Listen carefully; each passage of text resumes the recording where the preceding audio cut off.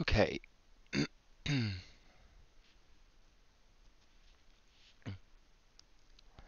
Right.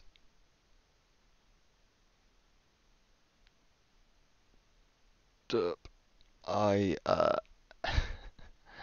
I'm sharing Restream with a few people, and I was accidentally streaming to the wrong channels. But it's fine. I am streaming to the correct channels now. Oh. And there we go. With the lights up a little bit, you can't see the can't see the green screen so much. Right. Whoops.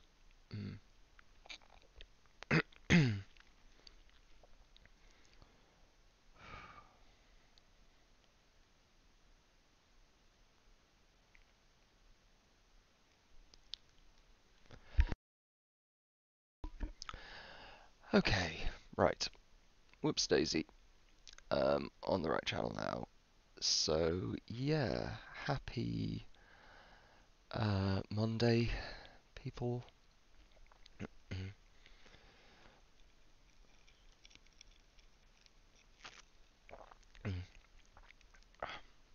Right. Yeah, shouldn't be streaming to the wrong channels, but I am now streaming to the correct ones. Um, yeah.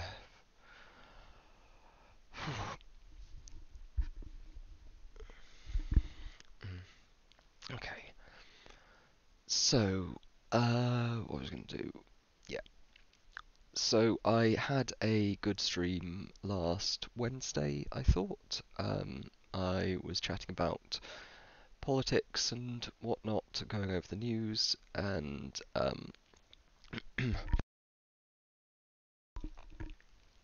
and I figured I would do another session of that because had a fun time, got some good engagement, and yeah, it's relatively easy.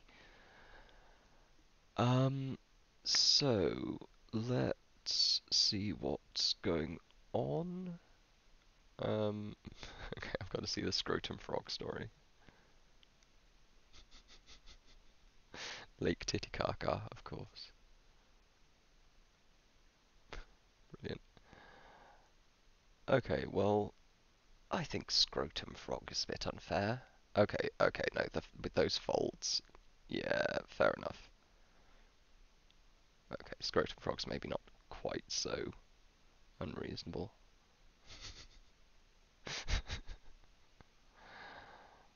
uh, oh, lovely, they're sold mixed into a drink called frog juice. Delightful. Well, there we go. Save the scrotum frog, apparently. Uh,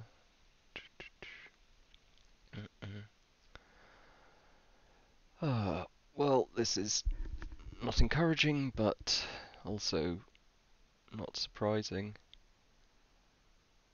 See, they've had two Ebola, Zika, polio, and swine flu previously. Um, and yeah, certainly out of those, COVID has been the worst pandemic. I think in terms of overall impact, it's certainly been the worst since the 1918 Spanish flu. Though, um, let me just double check that I'm on the right channels now. Yep, no, I'm on the right channels. Uh,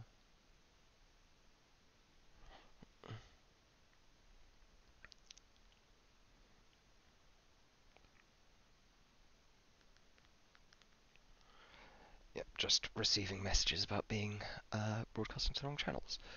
It's fine, not anymore. Um, yeah. So, I mean, on the bright side, could have been a hell of a lot worse.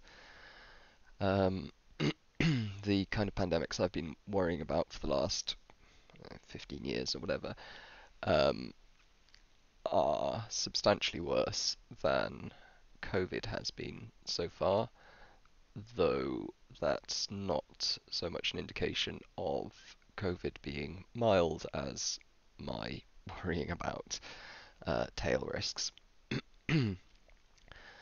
So, yeah, hopefully, things will turn around, but right now it is not looking fantastic. Um, well, on the bright side, uh, the some of the US states seem to be, I think, on the downturn. Um, see, here we go. Think, does WashPo just take from our world in data? Can't remember how they actually get their data for this. See, adjusted for population, obviously, yep. So, well, Florida and Arizona seem to be trending down a little bit. Maybe an uptick in Arizona, but trending down the last few weeks. Though several of these do not look so great. And of course, it's not limited to the US, though the US is having a remarkably bad time of things, which just goes to show the importance uh, of decent leadership in these matters. Let's see, charts by topic. Where's the coronavirus one?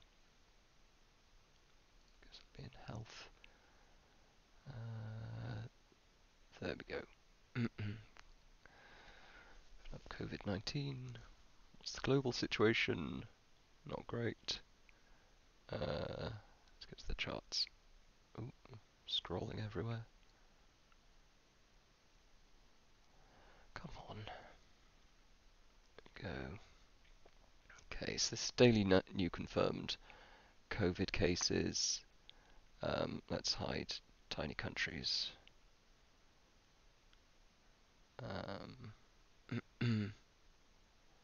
And we'll do per million people because that proves things. Lighting outbreak is nice view. Okay, so adjusting per million people, we've got, yeah, the US is certainly in the top. Keep in mind this is a log graph, so it goes up by factors of 10. If we switch to linear, the differences become even clearer or even more pronounced, though not necessarily actually clearer because you can't really see the difference between all these countries down here. And yeah, so we've currently got kind of largest countries. It's going to get a bit messy showing them all. What have we got? Armenia, uh, Bahrain and Panama are currently doing very poorly, but yeah, out of the larger countries, oof, it is not looking great for South Africa, US, and Brazil, particularly Brazil there, which seems to be on a uh, recent rapid climb. I always like to look at the 7-day rolling average because you get a lot of noise in data, particularly in terms of the US data. If you look at the just raw numbers, it has this bumpy effect, which seems to be caused by weekly variations in how cases and deaths are reported, um, which there's probably a perfectly reasonable explanation for, but it can make the whole thing look a bit weird, whereas the average gives you a nice idea of actual changes over time, even if you don't get the kind of day-to-day numbers. So, New Zealand, South Korea, Norway, Finland, Italy, Germany all doing pretty well, though off by more than a factor of 10 between the best performing ones and the top uh, most infections in that group, and then by another factor of way more than 10, we've got the worst performing countries. Where's the UK in all of this? Not on that little list. Let's see how jolly old Britain is doing. Well, not just Britain, the United Kingdom of Great Britain and Northern Ireland. Okay, so middle-ish, trending back towards where Germany is, though after a bit of a shitty journey. Fortunately, the UK seems to be coming under control a little bit. But yeah, it's not a great graph, and looks like everyone's going to be stuck inside for a while longer. I say everyone. If you're in New Zealand, South Korea, you're probably fine. Um, which, partly is geography, of course. Um, Both those are effectively islands, with South Korea obviously is part of a peninsula, not an island, literally, or geographically speaking. But in terms of population flow, is basically an island because, I mean, not a lot of people coming in across that northern border. Similarly, New Zealand obviously is a very isolated island. But then again, United Kingdom is as well, and, well, mostly. I mean, obviously you've got Northern Ireland, which is part of an island, but Ireland is doing all right. Um, yeah, that's an interesting question. I think I suspect it would, um, though I suspect the larger effect of the UK being part of the mainland Europe would be that mainland Europe is doing worse. Um, because it seems to be that the UK is a major hotspot um,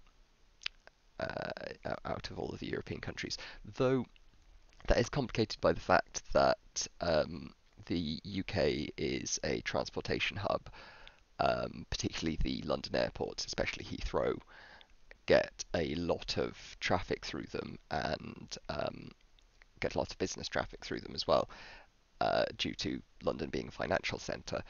And a substantial reason for London being a financial centre and major travel hub is the fact that the country is an island and has developed, strong international trade as a result of being a very heavily maritime focused country.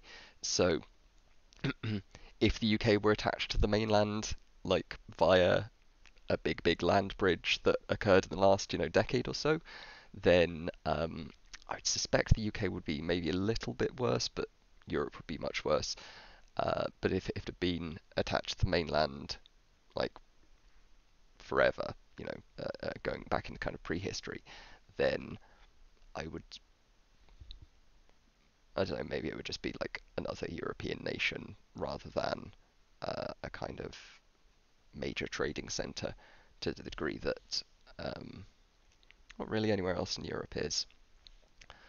Like, international trade and finance are things that the UK does very effectively.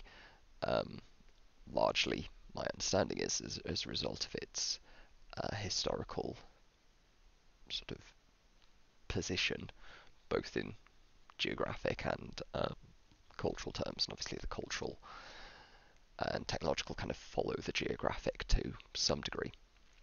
Though I'm not I'm not big on the like super uh, geographic determinist kind of view.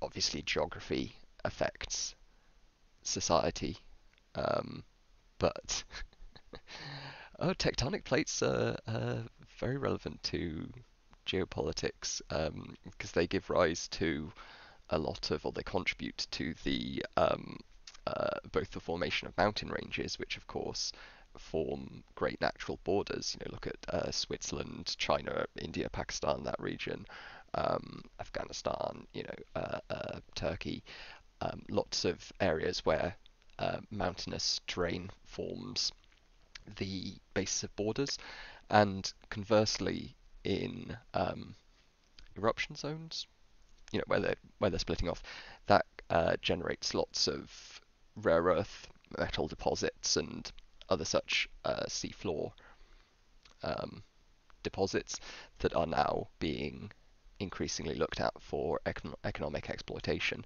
which is, I think, part of the reason why China is so dead set on the it's probably a small part of the reason why China's so dead set on the South China Sea, because that seems to have quite good um, mineral deposits that potentially could be exploited in the future. Though I believe China's main reason for being interested in South China Sea is actually I was playing Hearts of Iron the other day, playing a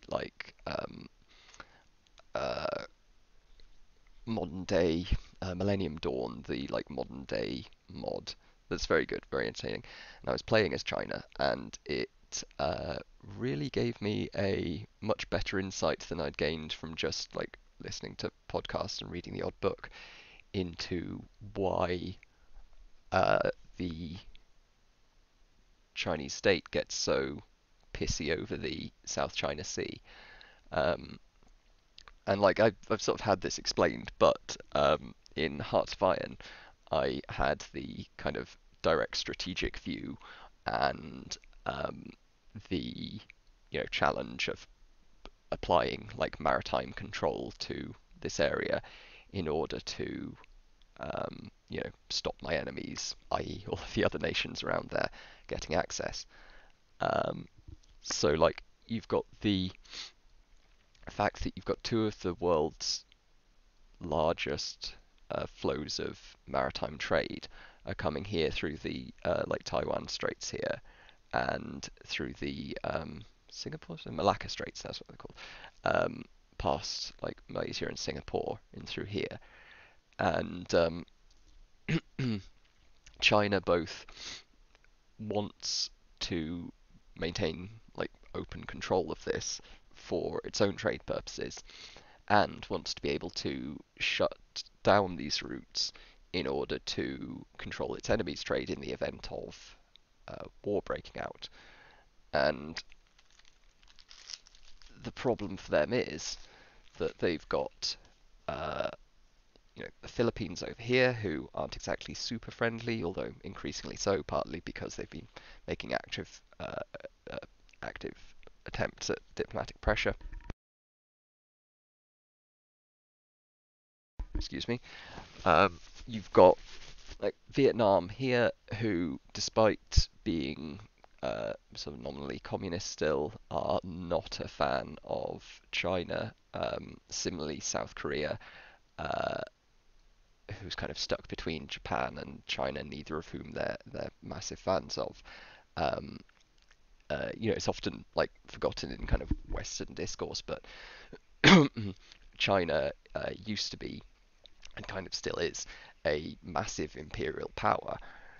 Uh, Historically, China has at one point or another, had some level of control over sort of this whole area.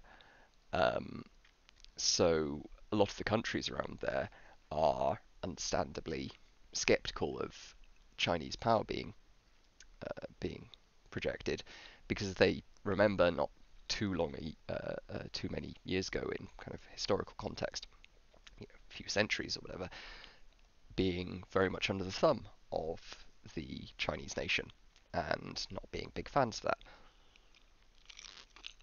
So even though Vietnam you might expect to get on quite well with the Chinese Communist Party from an ideological perspective, they do not have particularly positive relations, and I don't think ever did that much. Uh, I think Taiwan will be at the forefront of geopolitics over the next 5 years. Yeah, I wouldn't be surprised. Uh, the increasing ramping up of tensions between Taiwan and or the People's Republic of wait no sorry the Republic of China and the People's Republic of China. So the Republic of China is Taiwan, who China used to own the whole thing.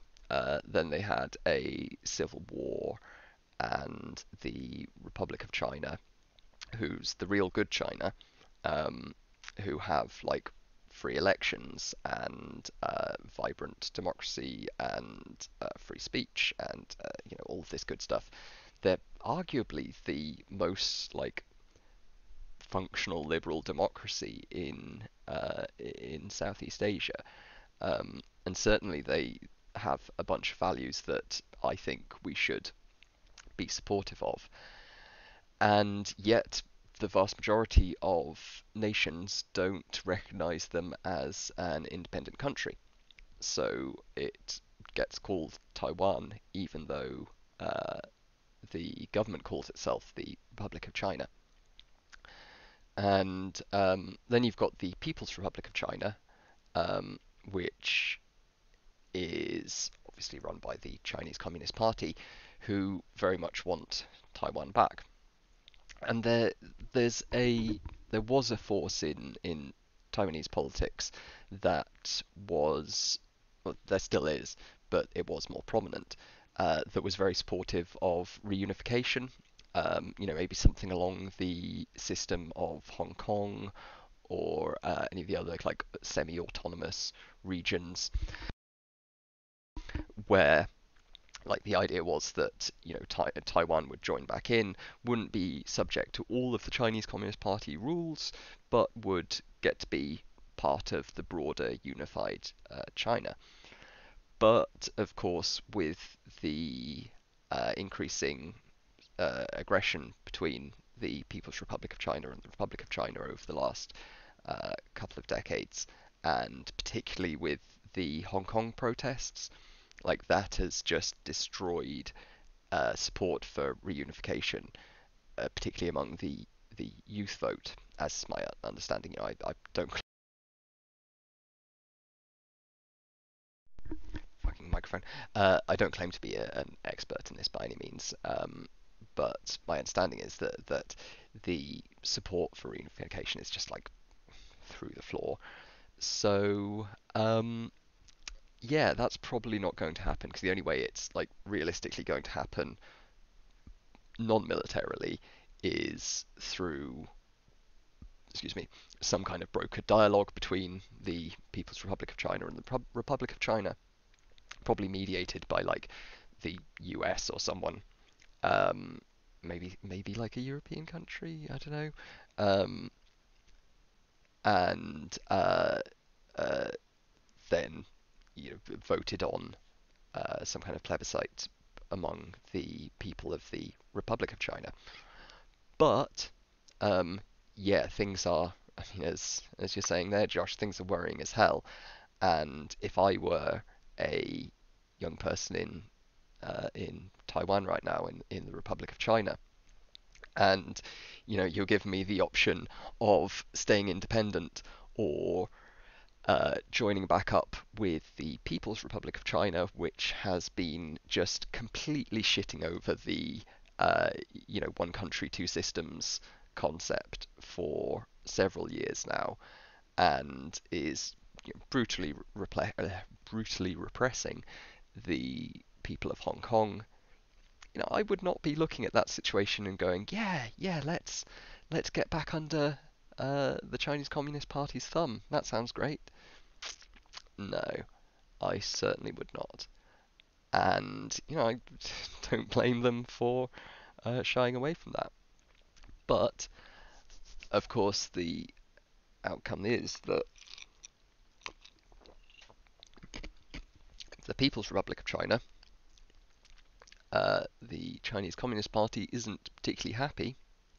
A lot of people uh, in the PRC still view the ROC as being a core part of, core territory of unified China, and as such, they are setting their sights on Taiwan. And I mean, I hope it doesn't get uh, highly escalatory. Um, and historically, there was more of a barrier there in that the US was pretty clear in its commitment that though the US didn't recognize the Republic of China as a country, it did provide it with a defensive shield. So though the ROC isn't like part of NATO or anything, um, which would be pretty weird given that it's in the uh, West Pacific rather than North Atlantic. There's Seato and a few others, but um, uh, the US would provide military protection for Taiwan in the event of a invasion from the mainland. Similarly, the US through NATO has provided its nuclear umbrella to Western European countries, or Central and Western European countries, in the event of a Soviet attack, or the attack on them by any other nation, under the principle that an attack on one is an attack on all. Then uh, they would, theoretically at least, go to war in order to defend Germany or uh, uh, Greece or Taiwan. Problem is with the current U.S. administration, and it's not like it's just Trump. The U.S. has always kind of struggled to find this balance between like promising really unpopular wars and between like supporting its security commitments. Um, there's obviously always been a bit of ambiguity over whether the US would literally go to full scale war over West Berlin, which it threatened to at many points. Um, but there's always this like ambiguity, um, both on the Western side and on the side of Russia, um, well, the Soviet Union, over whether if it came down to it, if a tank brigade from, well, a couple of divisions from East Berlin just rolled into the West, then would the US have actually started, launching the tactical strikes? Would they have actually started threatening nuclear war? Hmm. Well, they might have threatened it, but would they actually be willing to go through with it? Because at the time, a nuclear exchange was basically the only way the West had for defending like Germany, Western Germany, against a full-scale Soviet invasion, because the Soviets had a massive superiority in terms of land forces, um, or at least that was always assumed. The degree to which they did was kind of ambiguous, I think. But anyway, so that ambiguity has always been there. Um, the problem is with the current administration, they're turning it more from an ambiguity, which having ambiguity there does have a strategic purpose. Like you're not getting too committed to any one position. It's not like it's silly having any ambiguity there. But the ambiguity has kind of turned from a would the US actually go to war over this to a they don't give a shit. Um, I have no confidence whatsoever that in the current climate, the Trump administration would provide a effective counter to serious Chinese aggression across the Taiwan Strait. Now, they might like take it to war, but I have very little confidence, and if they did, it would probably be a very miscalculated war. Um, and that lack of confidence is not just like, it's purely me sitting here worrying about this. Um, that lack of confidence is both encouraging uh, the Chinese Communist Party to scheme ever more against Taiwan, and not just scheming, but building up the military capacity to do so.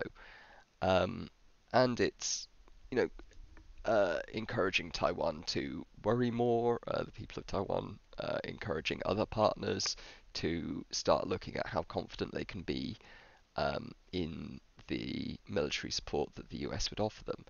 And like, I don't want to come across like I'm just completely standing NATO uncritically, or similar security arrangements across the globe, because I think there are ways in which uh, the development of NATO over the last half century or so has contributed towards increased tensions. But overall, it's my impression that it's been a pretty successful system in terms of preventing really major conflicts breaking out. And my worry is that if the uh, People's Republic of China doesn't have enough confidence in a serious US response, then they're more likely to to try their luck, and that's more likely to lead to miscalculations and possibly to uncontrollable escalation. Um, so it's not just a situation with Trump.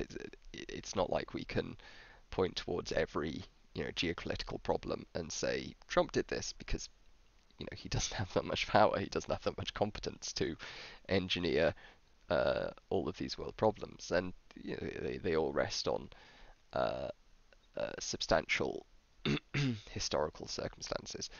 But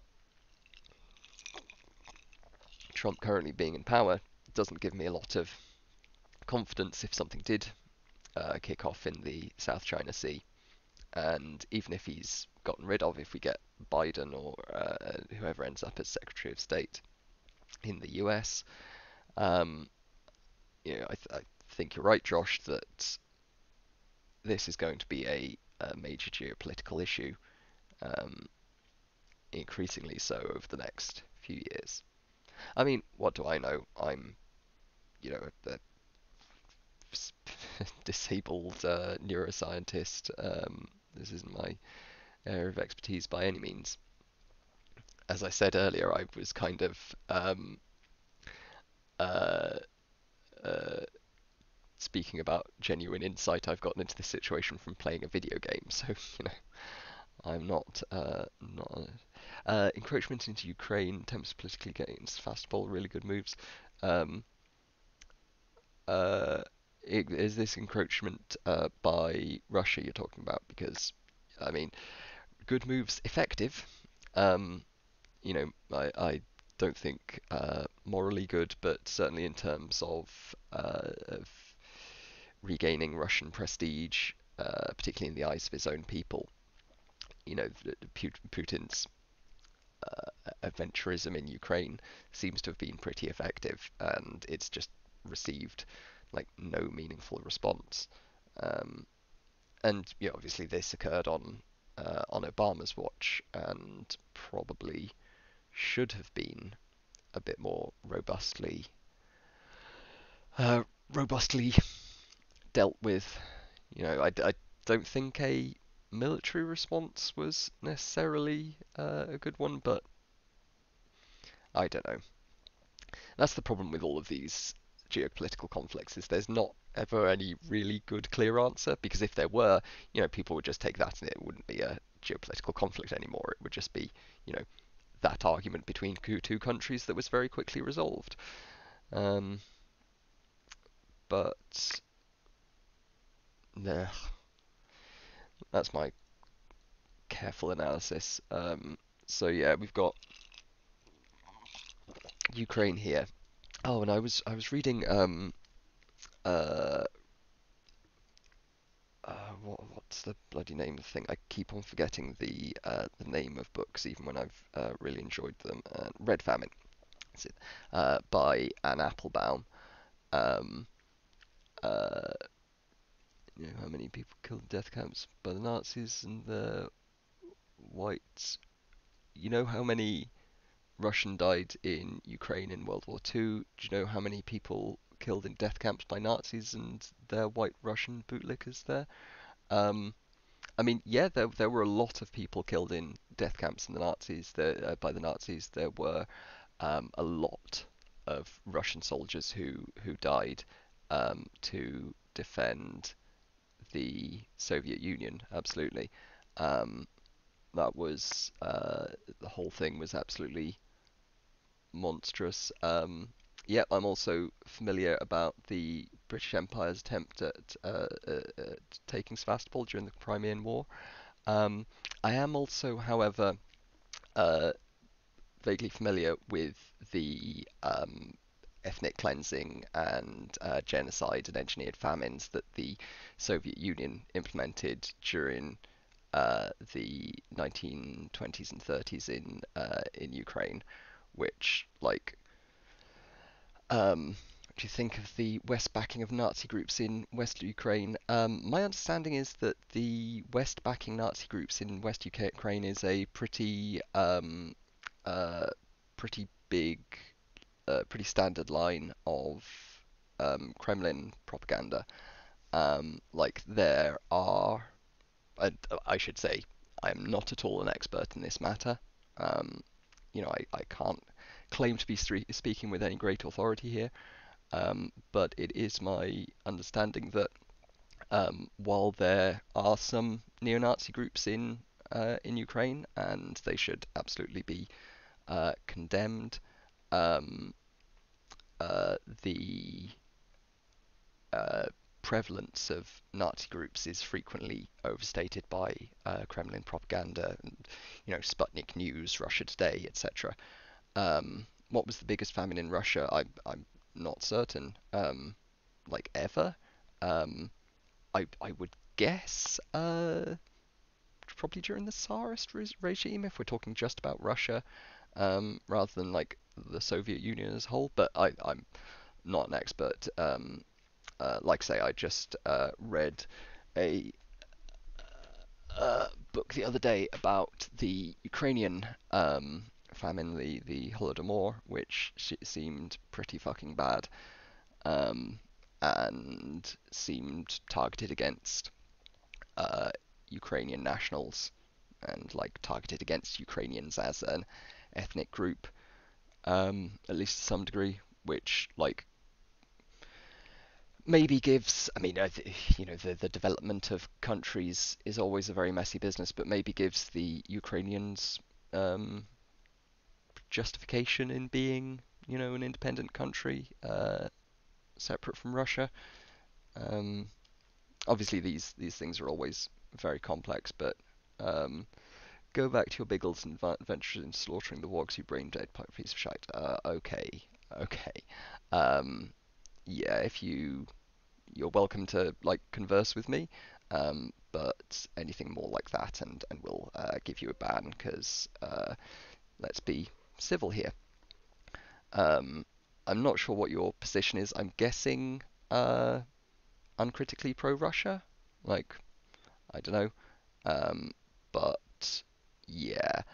Uh, it's interesting this happens when I'm broadcasting politics. I suppose it makes sense that any the controversial topics I normally discuss in terms of like existential risk and so forth are controversial mainly because not many people understand them, whereas political topics are controversial because everybody has some degree of understanding and has a strong opinion.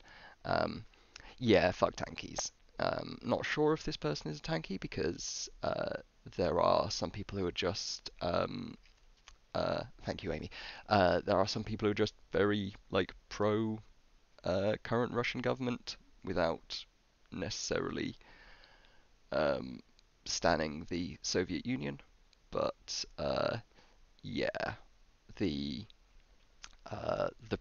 presence of um, exactly, I know. Um, she is a very good cat, aren't you? Yeah. Uh, this is Twitch, not BBC. Liberal hypocrisy, world disservice. Oh, world disservice. I see what you did there. I see what because normally it's the world service, but you put a dis in front of it. Very well done.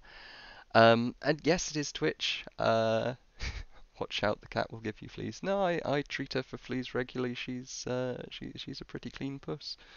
Um, Also, feline fleas don't live very well on human hair. They rely on some degree of fur coverage, and most like flea and similar species, the width of their legs and their ability to like move around is quite specialized towards the type of fur, which is why like cat fleas and dog fleas are not really intertransmissible. Um, so no, this cat probably won't give me fleas. Um, but yeah, you're correct. It is Twitch, and I don't see how that affects anything. I am broadly speaking liberal. I think I make that clear both in my description down there or wherever it is, and in my content. So I'm not going to not going to take liberal as an insult. I don't find that insulting. But anyway, um, if you would like to make a case for Crimea and that region of Ukraine being part of Russia, feel free. But I personally am not a big fan of the sort of neo-imperialism that uh, Putin is undertaking. Uh, no, there are facts are there if you look. I never find that to be particularly convincing. Um, uh, there are absolutely facts there, but where am I supposed to look? What am I supposed to look for? Because I assume you're talking about like a fairly specific set of facts.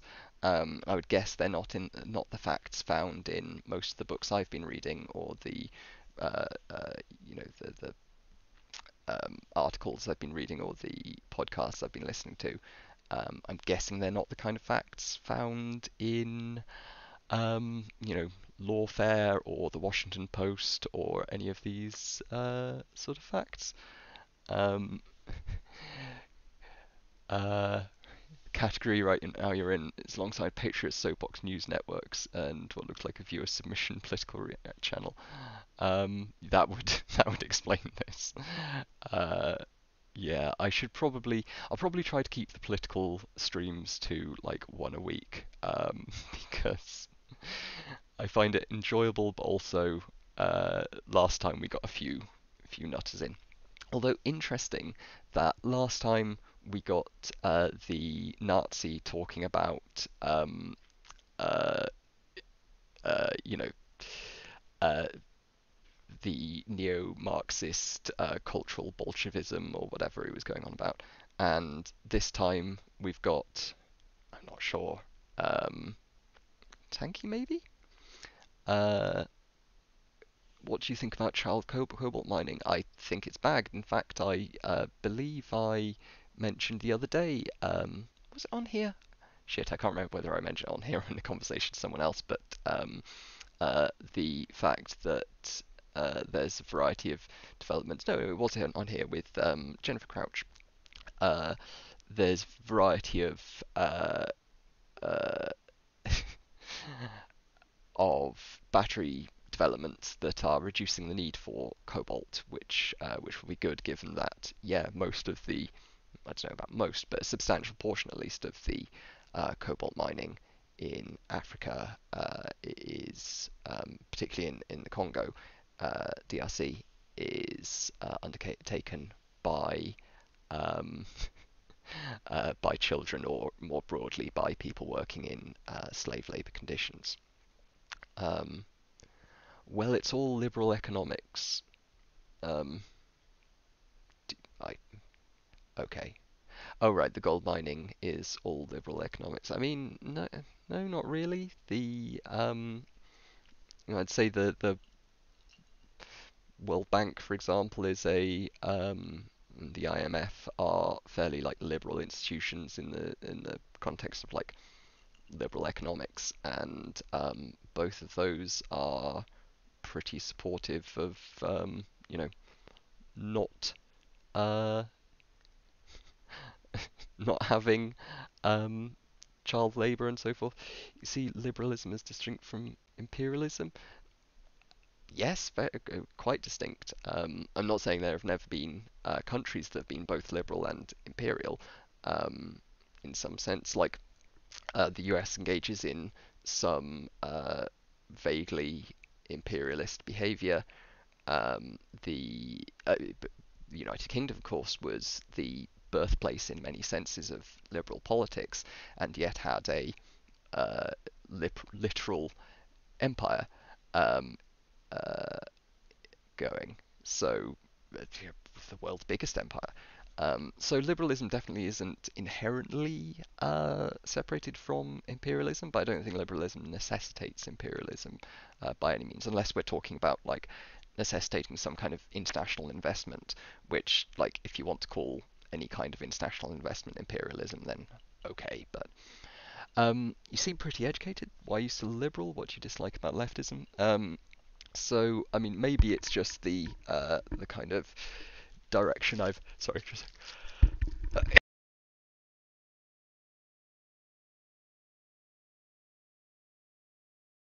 excuse me. Um, Maybe it's just the kind of political direction I've come from. Um, I used to be a libertarian, and I've decided that like market failures are a thing, and should probably be addressed. So I moved a bit economically left over that. Um, I can't say I'm super confident about like many of my economic views. I'm more confident about some of the social stuff, but I could probably be persuaded to be more left.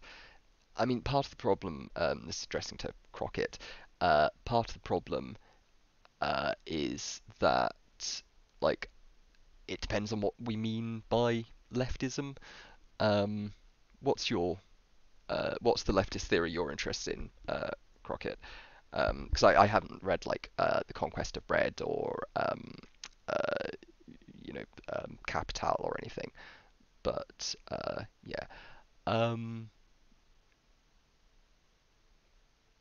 uh, Gastropoopinas. I'm not sure if you're trying to be sarcastic there. Pricey Dinosaur. What's your opinions of Black Lives Matter? I would say pretty unambiguously positive. Like the BLM as an organization seems to both be arguing for an end that I think is morally justifiable and important, and I also think that they've gone about advocating for that in a way that's effective and morally just. So um, I guess Pricey Dinosaur. I'll have a quick skim, though no guarantees because I don't make a habit of just showing like anything on here. What's this Instagram post? Defund. Um, no, no, that's not very. Um, that's not very compelling. Uh, okay, I'll show this for context. 1933, Hitler appointed Hermann Goering Minister of the Interior. His first orders were to defund and eliminate police departments. Yes, that is one of his first orders, I believe, was. But there's quite a big difference between that and between brown shirts and Black Lives Matter protesters. Um, like massive difference. Also, by defunding and eliminating police departments, Hermann Goering was replacing uh, Hermann Goering was replacing the police departments with the SA, who were not the like social counsellors, and similar that Black Lives Matter is advocating replacing portions of current policing with. So that's pretty distinct. Um, like I don't think that's a very compelling uh, uh, comparison. Not least because, well, I mean, in both instances, they may be reducing the funding of local police departments. That is the comparison that you get correct there. However, in the case of Hermann Goering, he was transferring money to, yeah, Gestapo, the SA, to organizations specifically designed to increase the violence committed by the state against people, whereas Black Lives Matter are advocating reducing funding for the police departments and then transferring that to social services so they can reduce violence against the people. Um, so I don't think that's a particularly good comparison. Um, I know, right, Normal Robot. You need popcorn for this one. Crockett one. Post Normal. You should give both books mentioned a read. They're very good. Also recommend the ABC of Anarchism.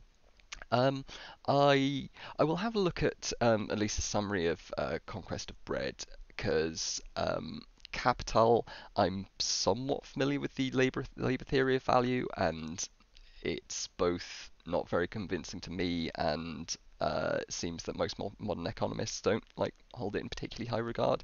Though I have heard, and I haven't read his historiography, his historical analysis stuff too much, but I do understand that Marx's contribution um, to like historical research and to early sociology was fairly important.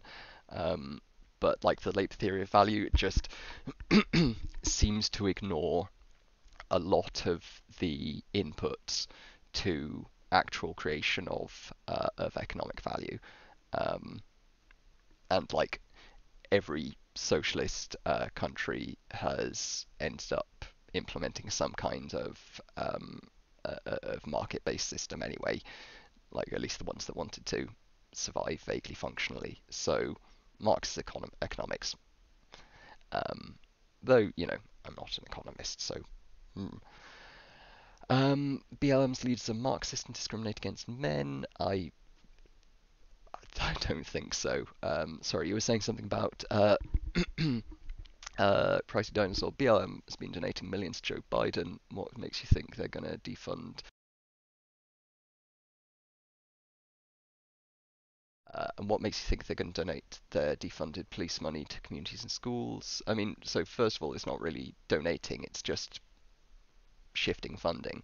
And second, a lot of the state and like city level uh, changes that are being implemented already are literally just shifting money, saying, X amount of the police budget will instead go to social services. So like that's that's absolutely happening.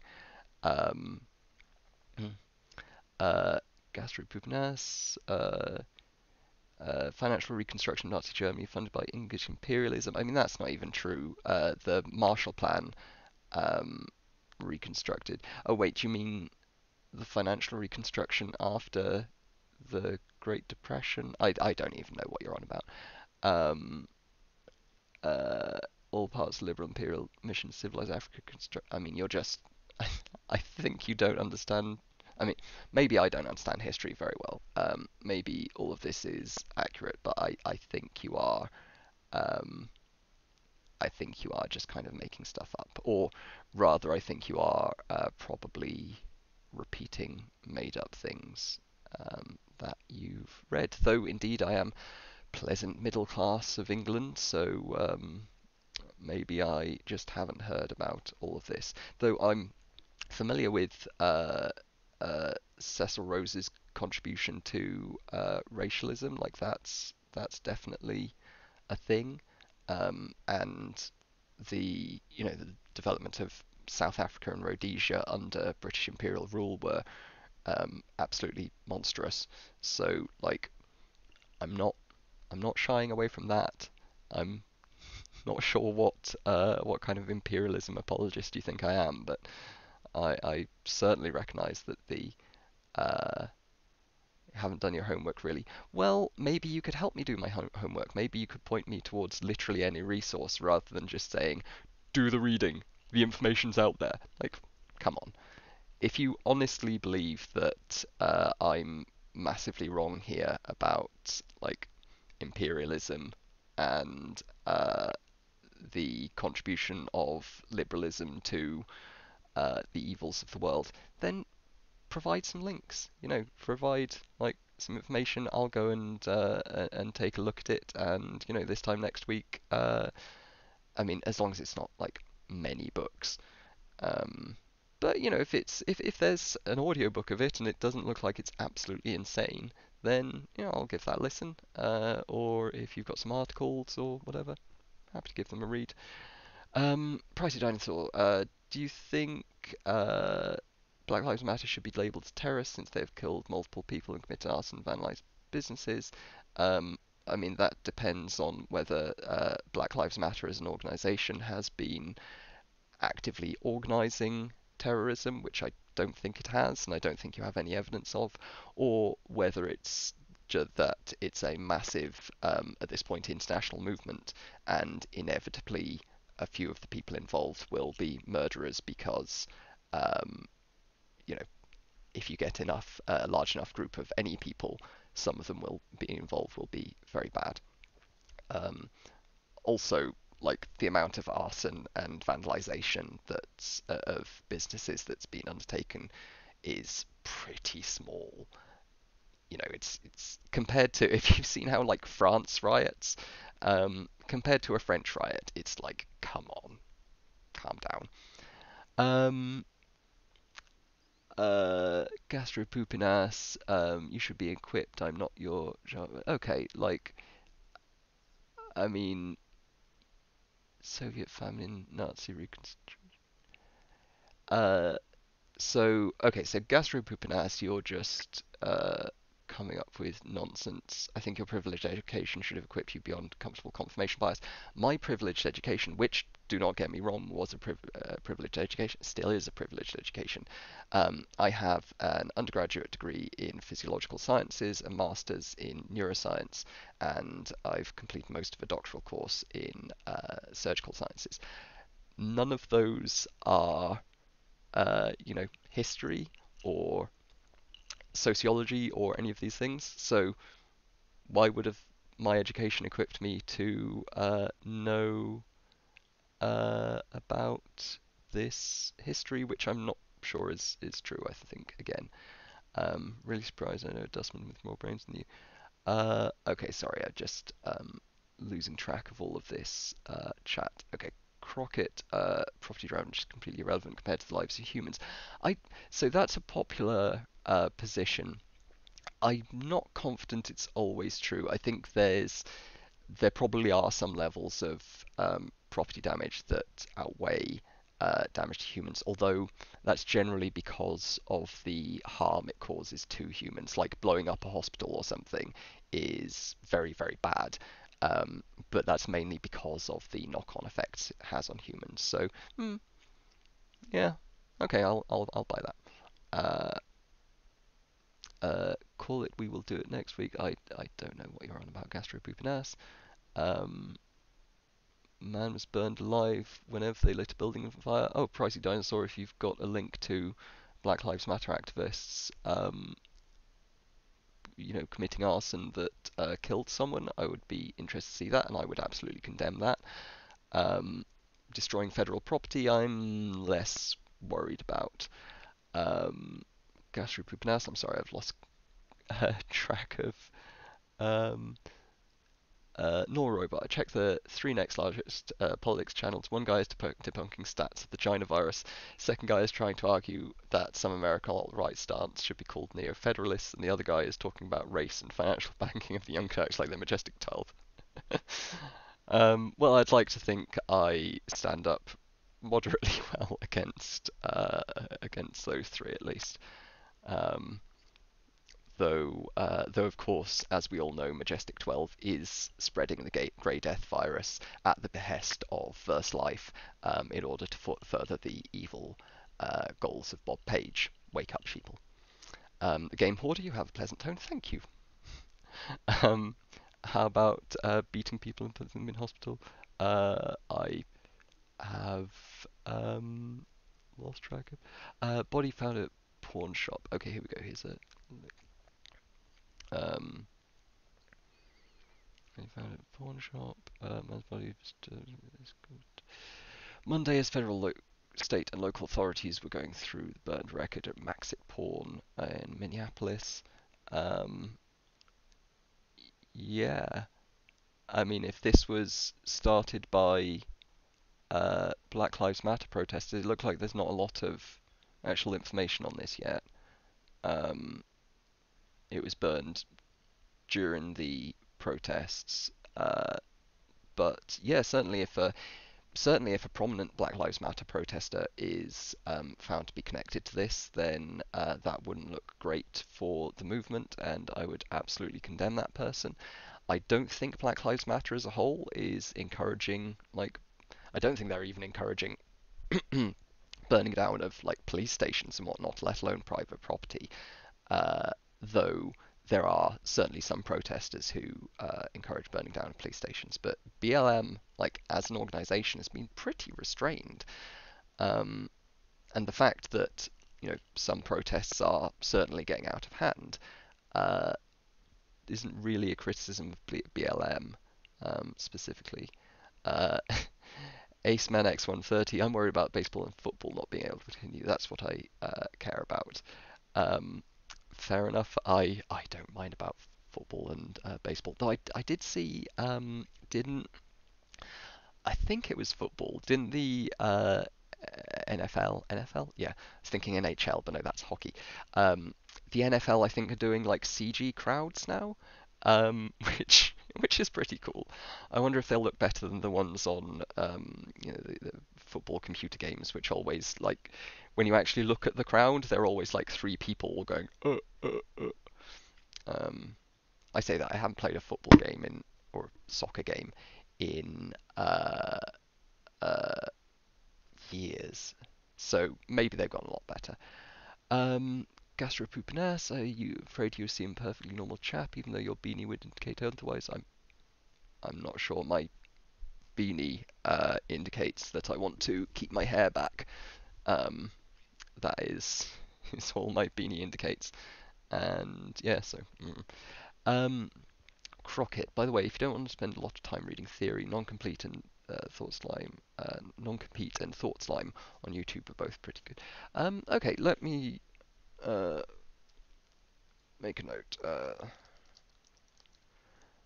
I will I will give the thought slime a watch because I can't promise it's going to change my mind or anything, Crockett, but I do like to have competing views. I watch Vosh every now and then. He's pretty good. Um, like I'm perfectly not convinced by market socialism by any means, but like the one of the few things I'm confident about when it comes to economics is that like international trade is broadly beneficial, and that at least currently, until we get magical artificial intelligence or whatever, that some form of market is going to be necessary because like fully central planning isn't going to be able to manage a complex economy.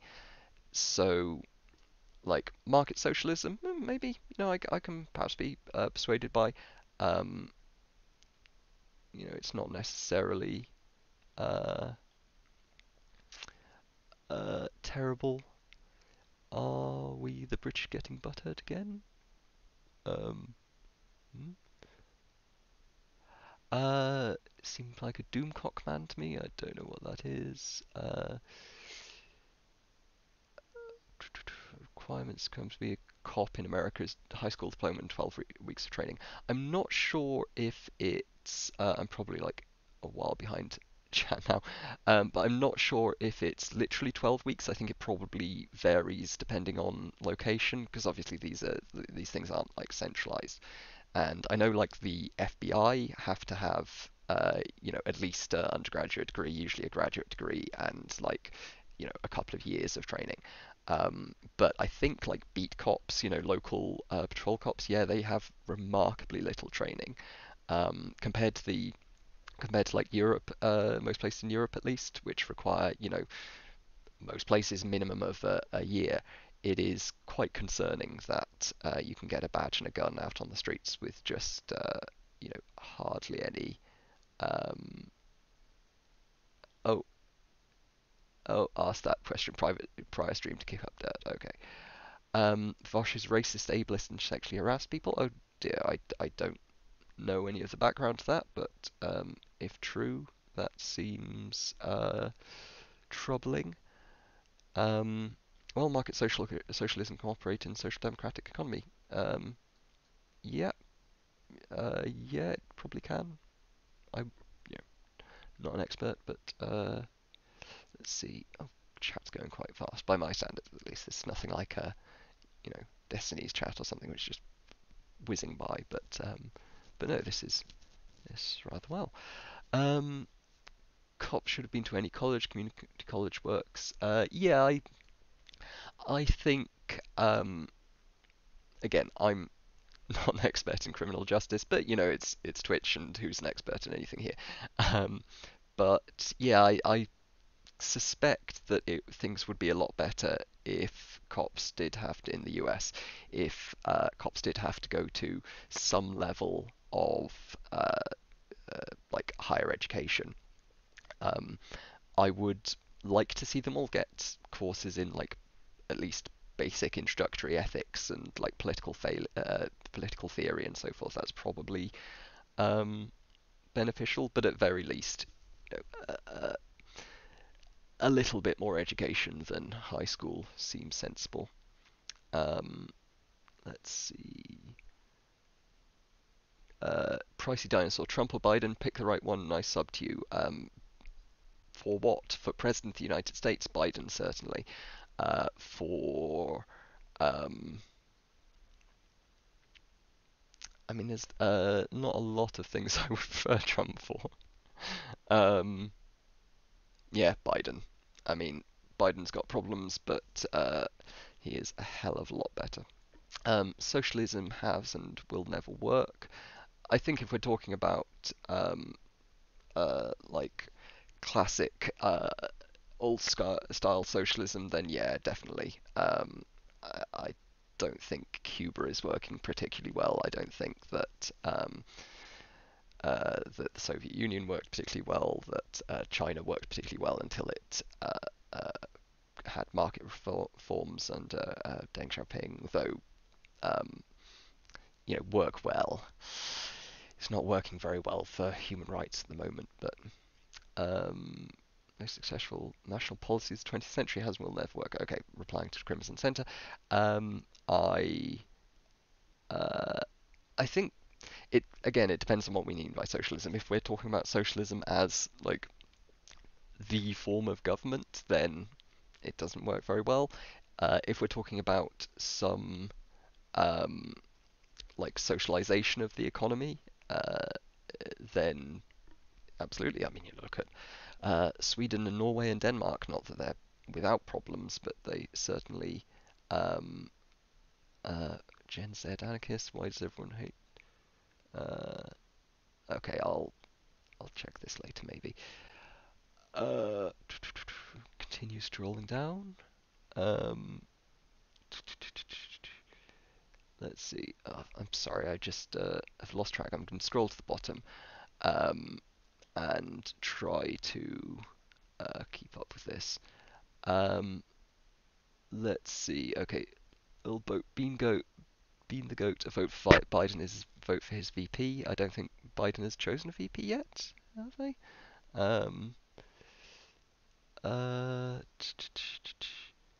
the game holder curious why you paused. Almost everybody would have said anything but Trump. Um, why I paused. I was pausing to think if there are any circumstances in which I would prefer Trump to Biden. Not in terms of the presidency. In terms of the presidency, yeah, fucking just about anyone but Trump. But in like terms of whether I would bet on them in a race, or whether I would rather have a drink with them, or any other like circumstances. And I can't think of anything off the top of my head except for whether I would rather kick them or whatnot. Not that I particularly want to kick either of them, but if I had to kick one, I would rather kick Trump. Um, let's see. Uh, So the gastropupinus is something about opium. Okay. Uh, Pricey Dinosaur. Why is Trump bad? I already know what you're going to say, but surprise me. Trump's bad for many reasons, but to pick on my favourite, my most concerning at least, Trump meaningfully increases the risk of everyone dying, like full stop. Um, Trump specifically increases the risk of nuclear war, of a uncontrolled engineered pandemic killing the world. Not that, just to clarify, not that COVID-19 is engineered. It's certainly not, but there is genuine risk of engineered bioweapons being introduced into the world, and if that happened, Trump would be terribly placed to combat it. He's also terribly placed to guard over the world's largest, second largest, about equal, co-largest nuclear stockpile. I think the US's is larger in terms of warheads, but Russia's larger in terms of megatonnage. Anyway, doesn't matter. Point is, Trump's an existential risk, and even if he were otherwise a pretty decent president, I would not want him to be in charge of the world's most powerful economy. Let's see. Uh, Biden a whole paedophile? What? Okay. Uh, Kamala is most likely right. I'm probably minutes behind here, aren't I? I apologise, everyone. This is the first time I've had a very active chat, so I'm trying to keep up with all of you. Um, you know how people accuse Trump of being a credo, but Epstein banned Trump from his island. Oh, I don't care. Um, uh, the BBC editorial is in full swing here. Lol. Not judging with the Trump question, but just okay. I'm just going to scroll to the bottom. Um, should we stuck with upgraded Polaris, not opted for Trident? Um, yeah, probably. Um, wait. Okay, I'm completely lost here. Uh, okay, the city of Hiroshima has done better after nuclear blast than Detroit has over 50 years of Democrats. Um, you think maybe those are not the same?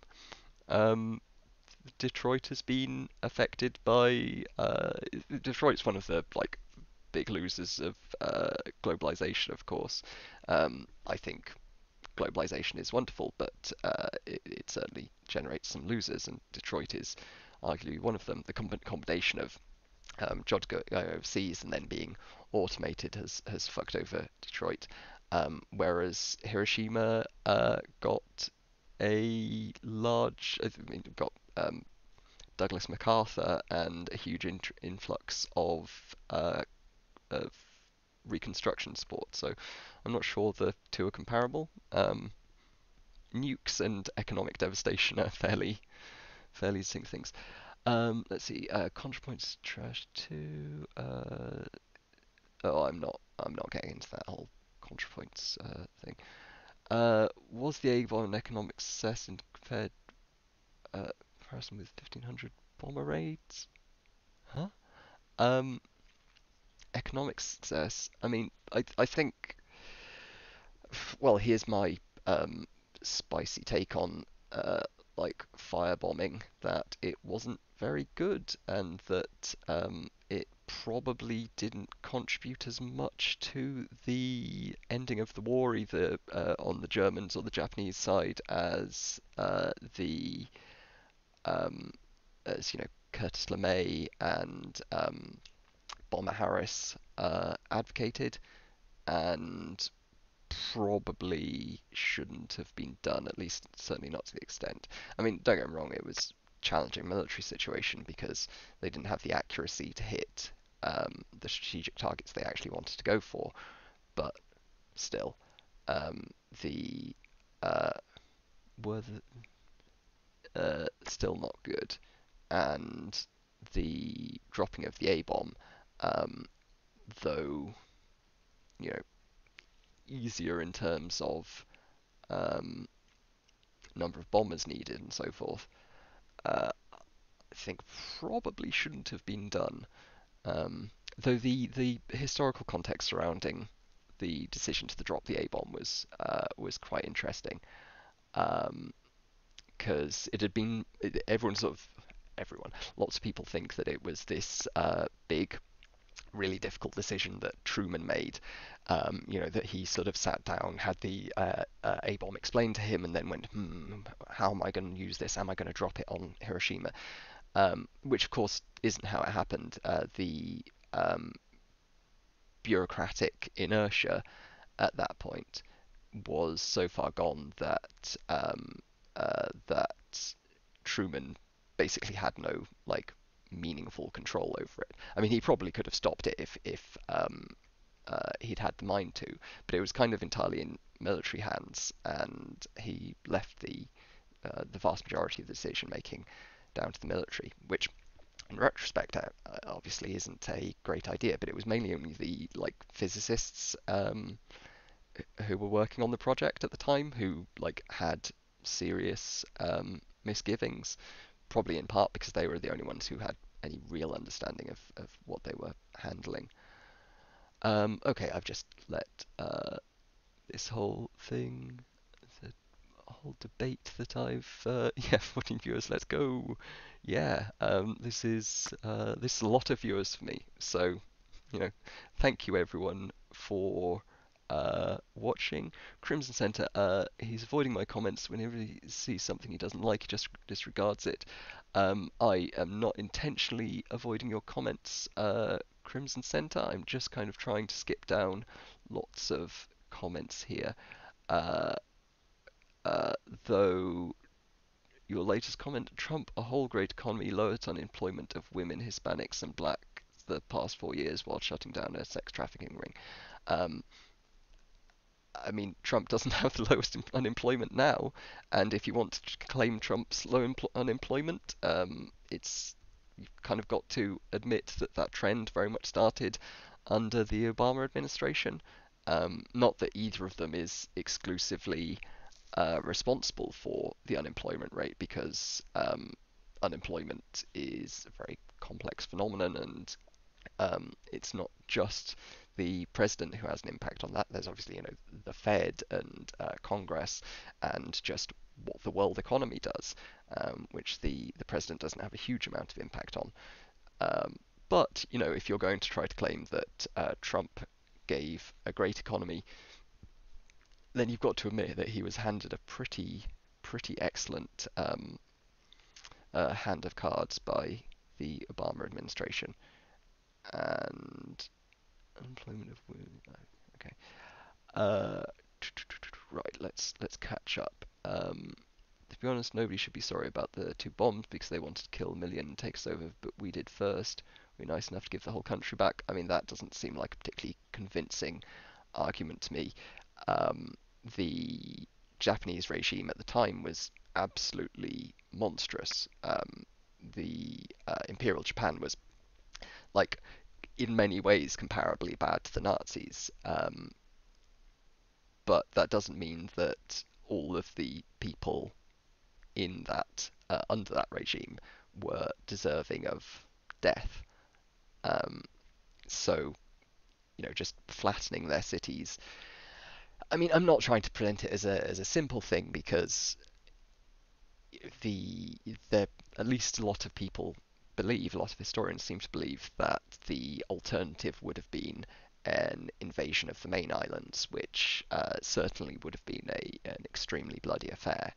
Um, like with hindsight, 2020 hindsight, I certainly think that it was a bad decision to drop the bomb.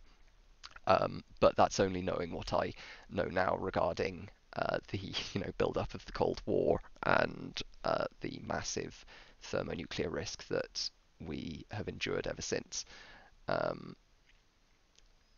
uh, dropping A bombs now and was then an International Criminal Act. I'm pretty sure it wasn't then. Um, Actually, I'm not sure. I don't think it was then. Um, but it certainly should be now. Use of atomic weapons in general should be extremely discouraged under international law and norms, etc. Crockett, what's your opinion of Obama drone striking civilians and hospitals? I think that drone strikes on civilians and hospitals are unambiguously bad things. I would point out that over the course of the last, I mean, it hasn't. Don't want to just put it down to the Obama administration because there were changes that I think were getting underway at the tail end of the Bush administration. But um, my understanding is that the US military has improved substantially in terms of reducing the number of civilian casualties in drone strikes. Now, that's not to say that they're great by any means. Though I don't know if you've seen the new, is it R9X or something? X, I don't know, Hellfire. That's it. This missile that is usually fired from a drone, and how fucking cyberpunk is that? Like, it's it doesn't contain an explosive warhead. Instead, it contains these six fucking blades that shink out just before it hits, and uh, take out individual people, which is kind of terrifying, but also, does reduce collateral damage. Um, so I don't know. That's certainly been developed in response to um, excess civilian deaths. Though in either case, you're limited by how good the intelligence is. Um, okay, scrolling down. Um, uh, Gastroprunas, do you think Churchill's decision to starve around 4 million Indians was an act comparable to the horrors of the Japanese emperor? Um, I Sorry, for those just joining me, my headset cuts out every so often, so I just need to turn it back on. I think that the genocide sorry, whether or not it was genocide is kind of ambiguous, but it certainly was pretty fucking awful. I'm not familiar enough with the specifics to be confident, like how big a portion of the people who died in the Bengal famine were died as a result of Churchill, but certainly he's got a fair bit of blood on his hands there, and I do have some sympathy with people who want to like tear down the Churchill statues because uh, I mean, it's probably kind of overstated uh, uh, the degree to which like Churchill actually helped win the war. He was a good figurehead initially and did some really good speeches and roused people up, but it was US technology and Russian lives that ended up really winning the war. And the Bengal famine was certainly awful, and my understanding is that it was, if not caused, at least substantially exacerbated by the actions of the imperial administration. Right, scrolling down. I'm sorry if I miss a bunch of messages because there's like lots of back and forth here. Um, I honestly do not mean to just ignore all of you. I was pleased they ripped Cecil Rhodes out of Oxford. They haven't yet. So I live in Oxford, and uh, I remember the first time when the Rhodes Must Fall protests came around, and now they've popped up again. They weren't successful first time, but in the context of the overall global situation, Um, uh, they seem to have done substantially more successfully, so good on them. And yeah, Oriel has at least promised to take down the Cecil Rhodes statue um, on the high street.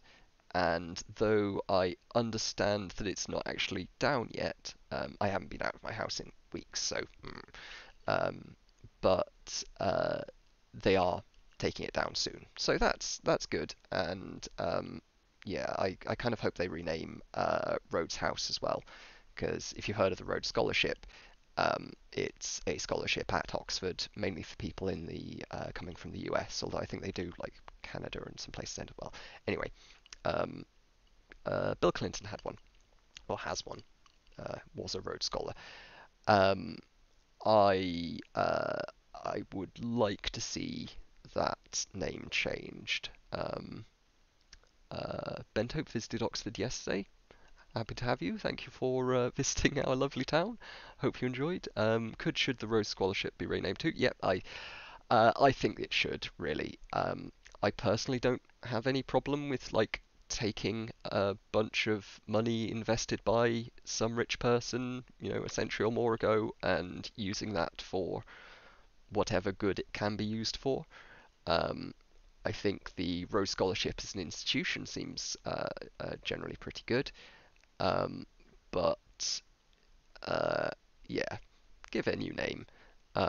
Name it after perhaps a prominent activists from um, South Africa or during the fall of Rhodesia or something. Name it after them, or flog it to another donor. Um, flog it to another donor who's no doubt earned their money through from horrible things. Spend the money on good shit, and then yeah, the Mandela Scholarship. Yeah, that's not a bad idea. Yeah, I may not agree with a lot of what you've said so far, Gastroprupinas, but we can get on board. I can get on board with that one. Um, uh, the Game Hoarder. Do you think you're privileged? Is that to me? I assume so. I am very privileged in many ways. Am. I was born into a reasonably well-off middle-class family, like not super rich by British standards, but globally fucking minted. Easily in the top 5-10% of, probably in the top 10, 5%. I don't know what it was at the time. Uh, I'm more familiar with current wealth curves, but anyway, it doesn't matter. Point is, I was born into a family that, globally speaking, was very wealthy, and in the UK is pretty well off.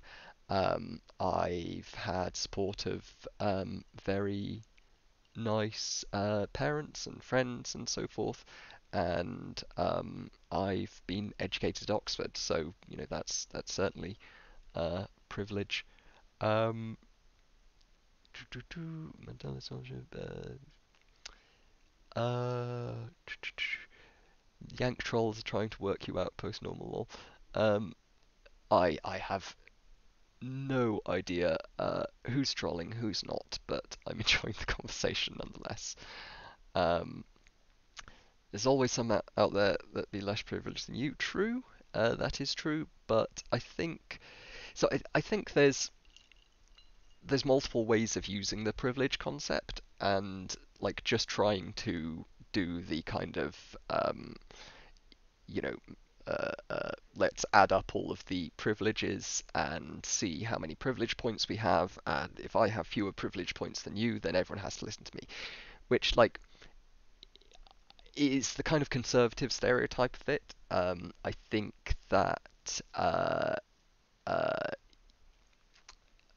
it's sometimes true, like some people do use it like that, but a more charitable and more interesting, I think, view of like privilege as a concept allows us to um, try to analyze the multiple different ways in which we have been benefited or impeded in our lives, or at least the ways that groups of people are as a whole benefited or impeded, and just try to like recognize that and account for it in whatever way is appropriate to the circumstances.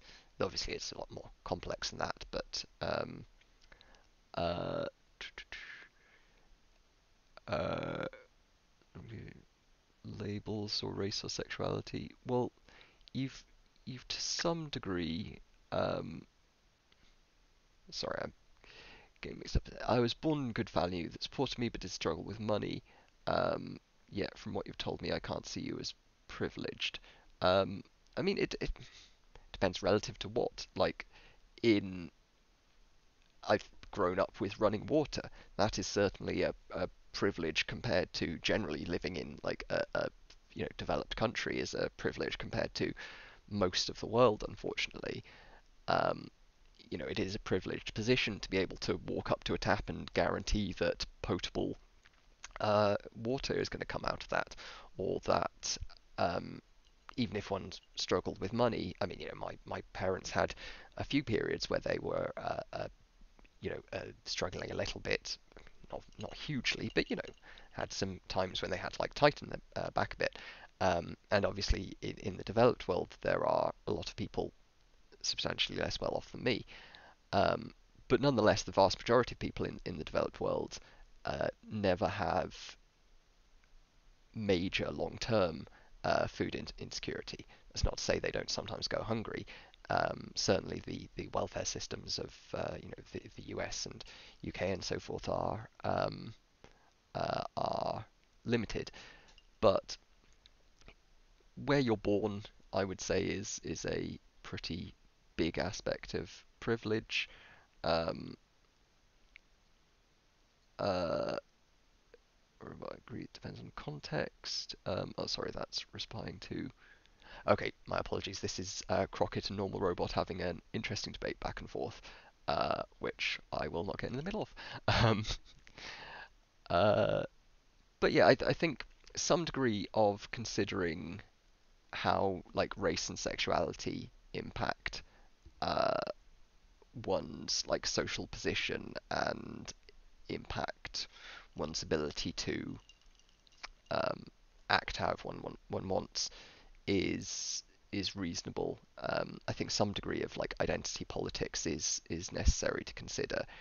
Um, I'm not sure if you're advocating that we don't have any identity politics Captain R. Eel Booty. Um, uh, Imagine if big oil companies didn't patent over 2,000 new energy ideas that could potentially help lift people out of poverty. Um, I'm not sure of the context of that, but I don't know much about oil patents. Um, but certainly, I mean, generally speaking, the intellectual property laws could do with a bit of a revamp. The Game Hoarder says, from how I see it, people, no matter their background, are faced in life with a great deal of challenges.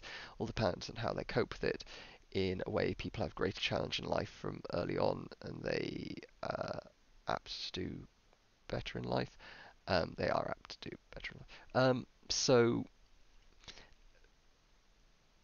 there are a bunch of factors that um, statistically inevitably have a substantial impact on um, how people end up doing. Like people who are born in uh, like Somalia, the average like median person in Somalia has far greater challenge than the median person in the UK to life, and they certainly don't do better. They do a lot worse because they have fewer means of accessing opportunities, um, fewer. They likely have less generational wealth. They have less robust institutions around them, etc., etc. So being challenged doesn't necessarily improve how you do in life. Now, certainly some degree of challenge can be useful for under the same societal norms and factors. Well, if they're under identical factors, um, then we're not really discussing privilege, because the whole point of privilege as a concept, as I understand it, is that it's a factor that affects some people more than others or in different ways. So if you, instead of looking at two people in the UK and Somalia, you instead look at a white and black person in the UK or US to a greater degree, I think, um, and you'll see that generally speaking, all else being equal, and controlling for all the different factors as best you can, that the black person will tend to do worse as a result of a variety of systemic factors that affect people based on race. That's of course not to say that all black people will do worse in life than all white people. You will get some black people who get very, very wealthy, and some white people who struggle and don't manage to, even controlling for things like disability, etc., etc.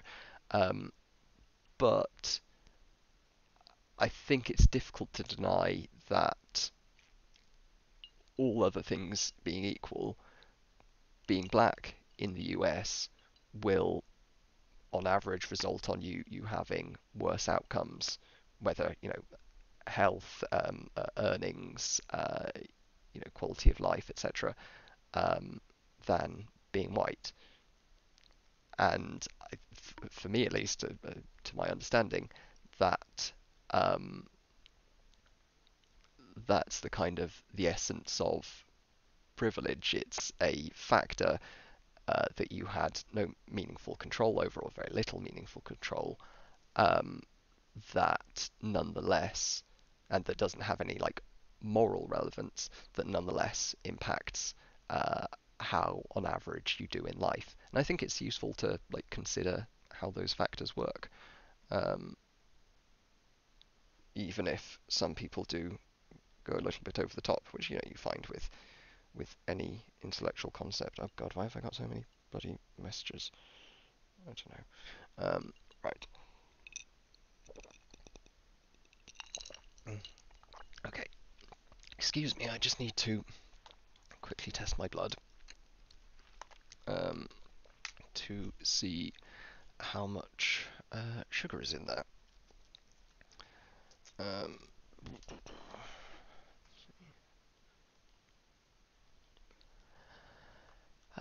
right.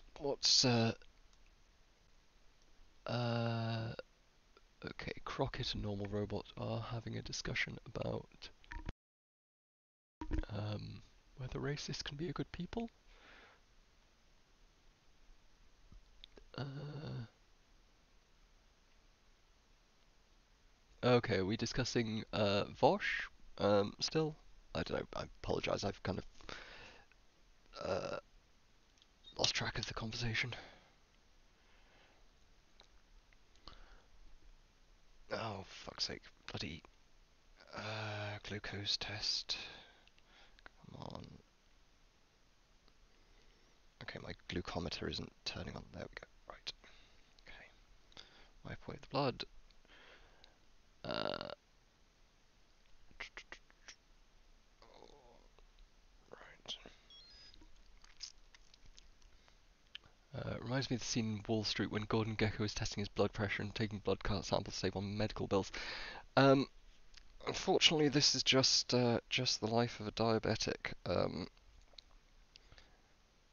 I need to test my blood glucose every so often so that I can calibrate the implanted device that is stuck in my arm.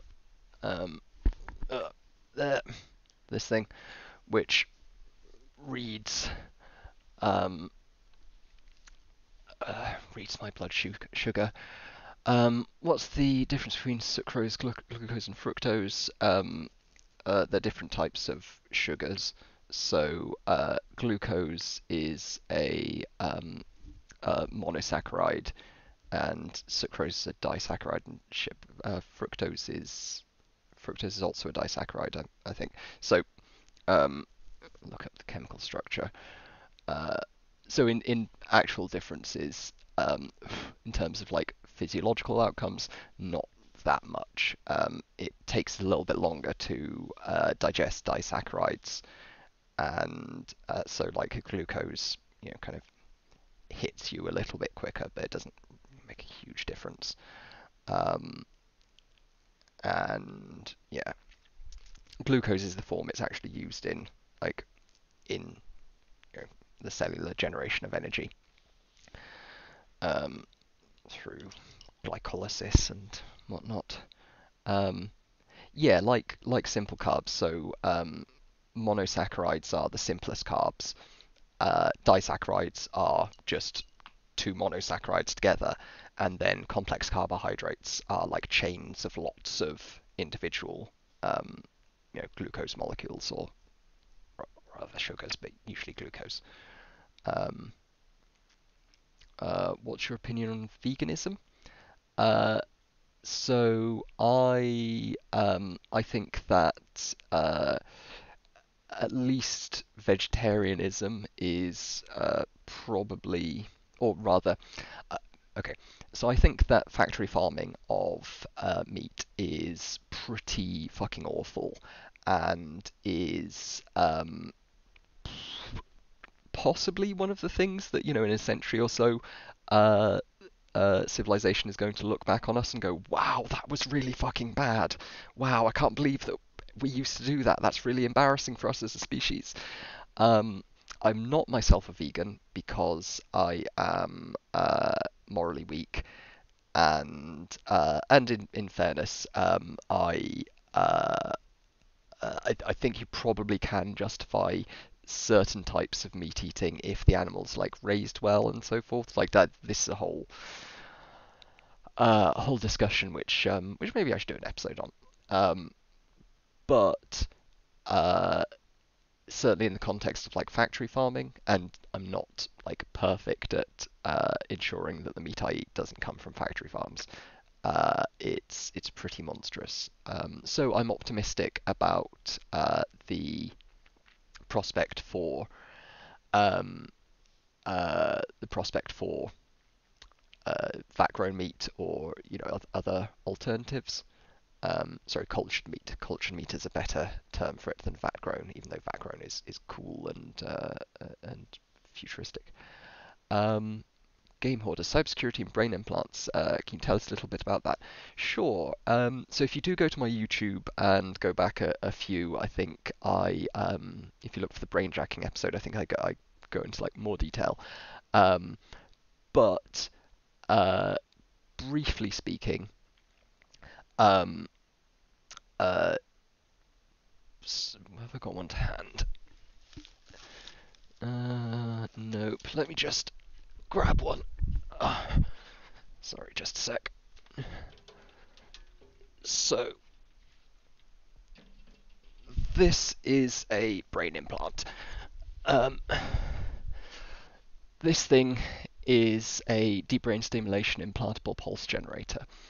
Um, for treatment of things like Parkinson's, uh, just like below the skin there, under the clavicle usually, they can go other places, but um, it's implanted with wires running up again under the skin to the head, where there are implants that have been inserted into the brain using a like 3D guidance system, called stereotactic frame.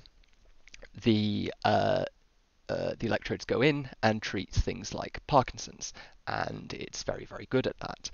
The problem is this little thing is, or not exactly this model, because this model's a bit old, but one of these, they communicate via various wireless communication standards. The most recent ones communicate via Bluetooth, and you either have a dedicated like programmer device, or you just have a smartphone with an app on it that pairs with the implant and you can control it. That's wonderful, and a lot easier for patients than the clunky old programming devices, and a lot easier still than the older ones that you had to like hold over, and lots of magnetic clunks and whatnot. But you can probably see where this is going, given the cybersecurity question. It can potentially be hacked, and this has been demonstrated with insulin pumps and with uh, like cardiac implants. And if it's hacked, it potentially has all sorts of terrible consequences, which I um, detail in a paper I published a little while back. So yeah, my link's down below if you're interested in reading the actual paper or going back over the YouTube um, video recently. Uh, and yeah, uh, so yes, that's like the cybersecurity stuff. For example, if you switch the frequency of the implant stimulation, it can go from, instead of improving movement, it can go to inhibiting movement. And obviously, if you do that while someone's like driving or something, that could be very bad. Currently, the implant's relatively simple, and I wouldn't like be overly concerned about. If your nan's got one of these for treating Parkinson's or something, don't be too concerned. The worry is, like, as these get more complex and more prevalent, then is it possible to hack people's implants to turn them off? Yeah. So turning them off is like one of the less concerning options. Um, though, like, repeatedly turning them on and off can drain the battery, which is bad. Oh yes, thank you. My fiance has linked a article I wrote on the topic. Um, I'm not fear mongering one commies 12. I am well, I was about to say I'm an academic who works in this topic. I could both be fear mongering and working in this topic, but I don't believe I'm fear mongering. Not least because every time I communicate this, I explicitly say that this isn't a concern today. This isn't something that we need to be uh, terrified about right now. Um, Game Board, no, there haven't, to the best of my knowledge, been any cases where this has happened like in the wild, and I don't anticipate that it would be currently or in the next few years, because the barrier to entry is moderately high. Like, it's something that a competent hacker with some experience with like radio interfaces would be able to pull off, but it would probably take them a few months of dedicated work, which, currently there's not. Um, uh, Currently there's not, um, enough like reward to the challenge. Um, could 5G affect people's implants? Um, Currently, uh, Uh, not really. But eventually people's implants will be probably hooked up to 5G, at which point, it certainly could affect people's implants, but only in the way that that any device connected to. Um, yeah, this is still something new, Game Hoarder. Don't worry. Indeed, I first wrote about this in 2016. It's still like a pretty speculative novel field. I am trying to write another piece on it, but I've been a bit um, spell the 5G research funding. Actually, that's a good point. I haven't yet connected my research to 5G, but maybe I should. Maybe I'd get some big European grant or something. Um, uh, One commies 12. I'm not sure what you're going on about. Um, but yeah. Um, uh, you cannot one commies 12. I'm going to fairly confidently state.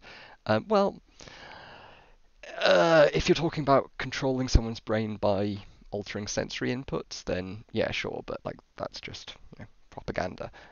People have been doing that for years. Uh, there are various reasons why it would be somewhat distinct, though not 100% distinct, to hack someone's brain by um, direct means. Right. Okay. Um, okay. Uh, right. Oh. Uh, uh, Welsh and Contra are probably fine. Right. Okay. Thank you for the thank you for the update. Um, I I'm glad that's all been figured out. Mm. Um, Crockett one, you said eating meat would be okay if the animals were treated properly before being killed. Would murder be okay if humans treated properly beforehand? Um, I guess we're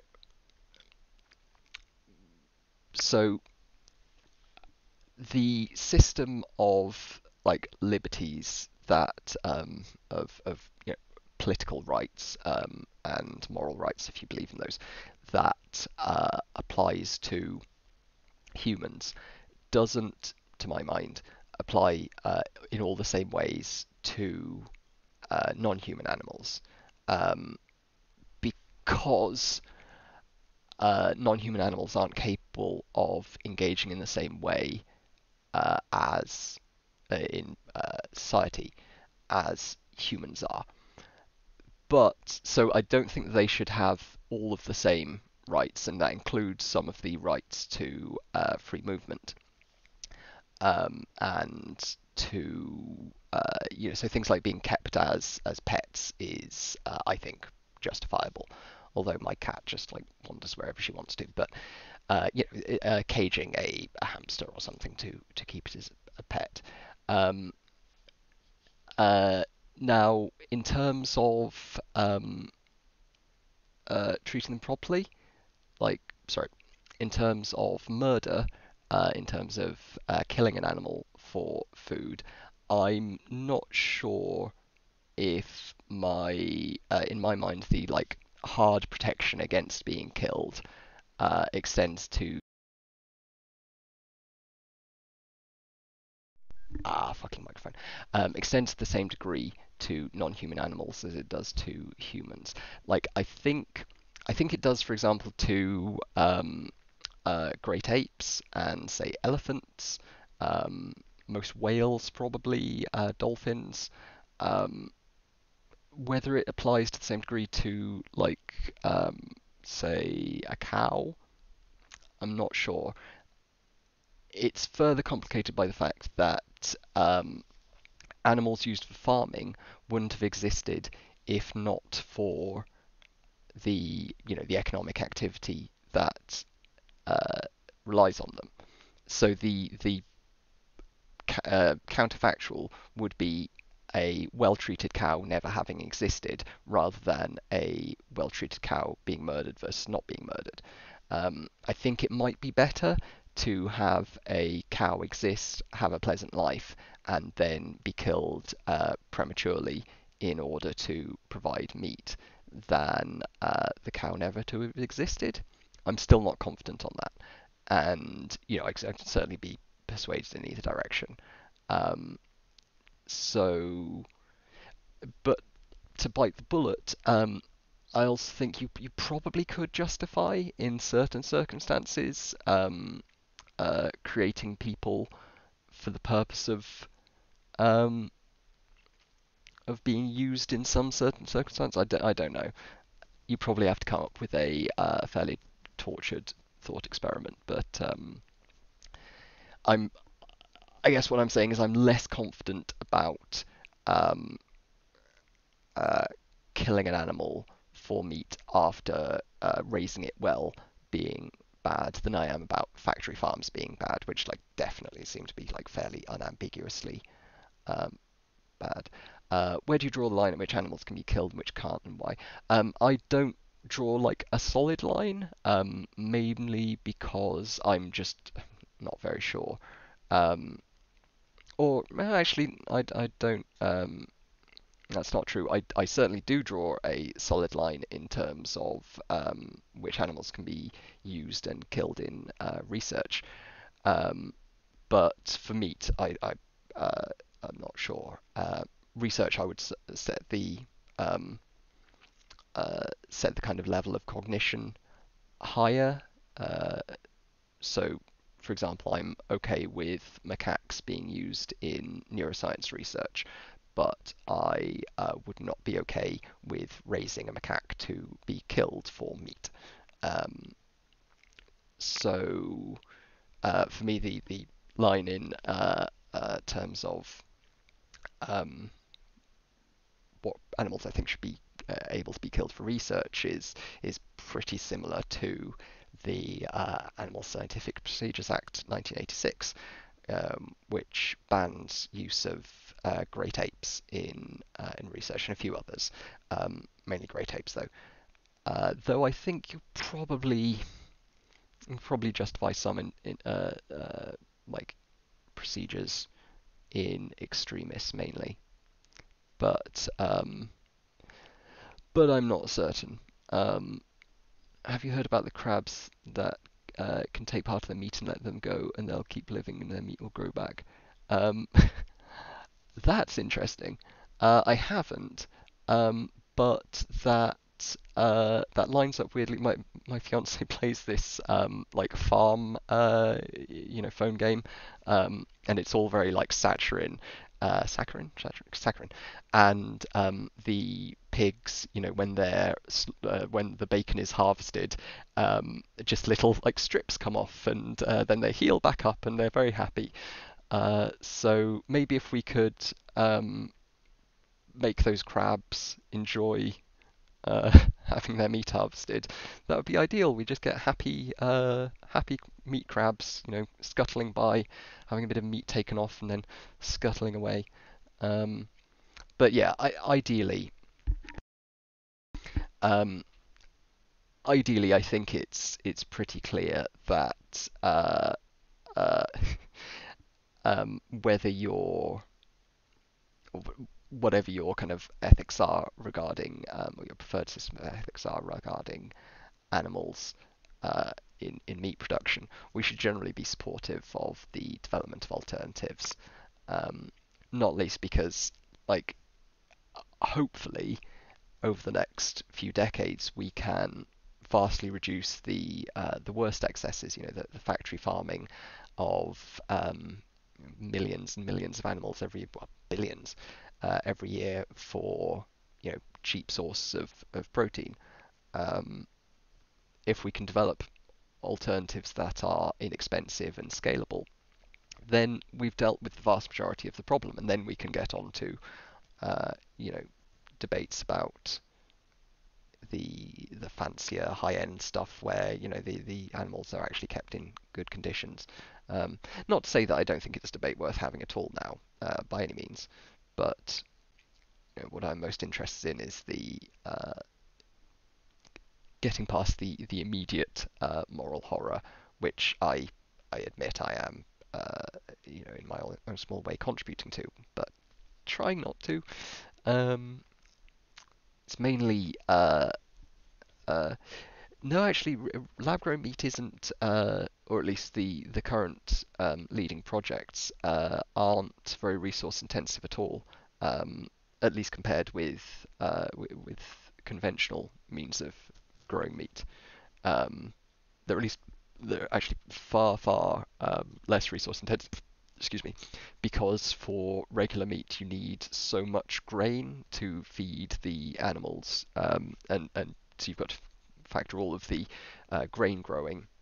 It's like a factor of 10 or more calories going into the animal to produce the meat calories than to just eat the grain ourselves, or soy or whatever.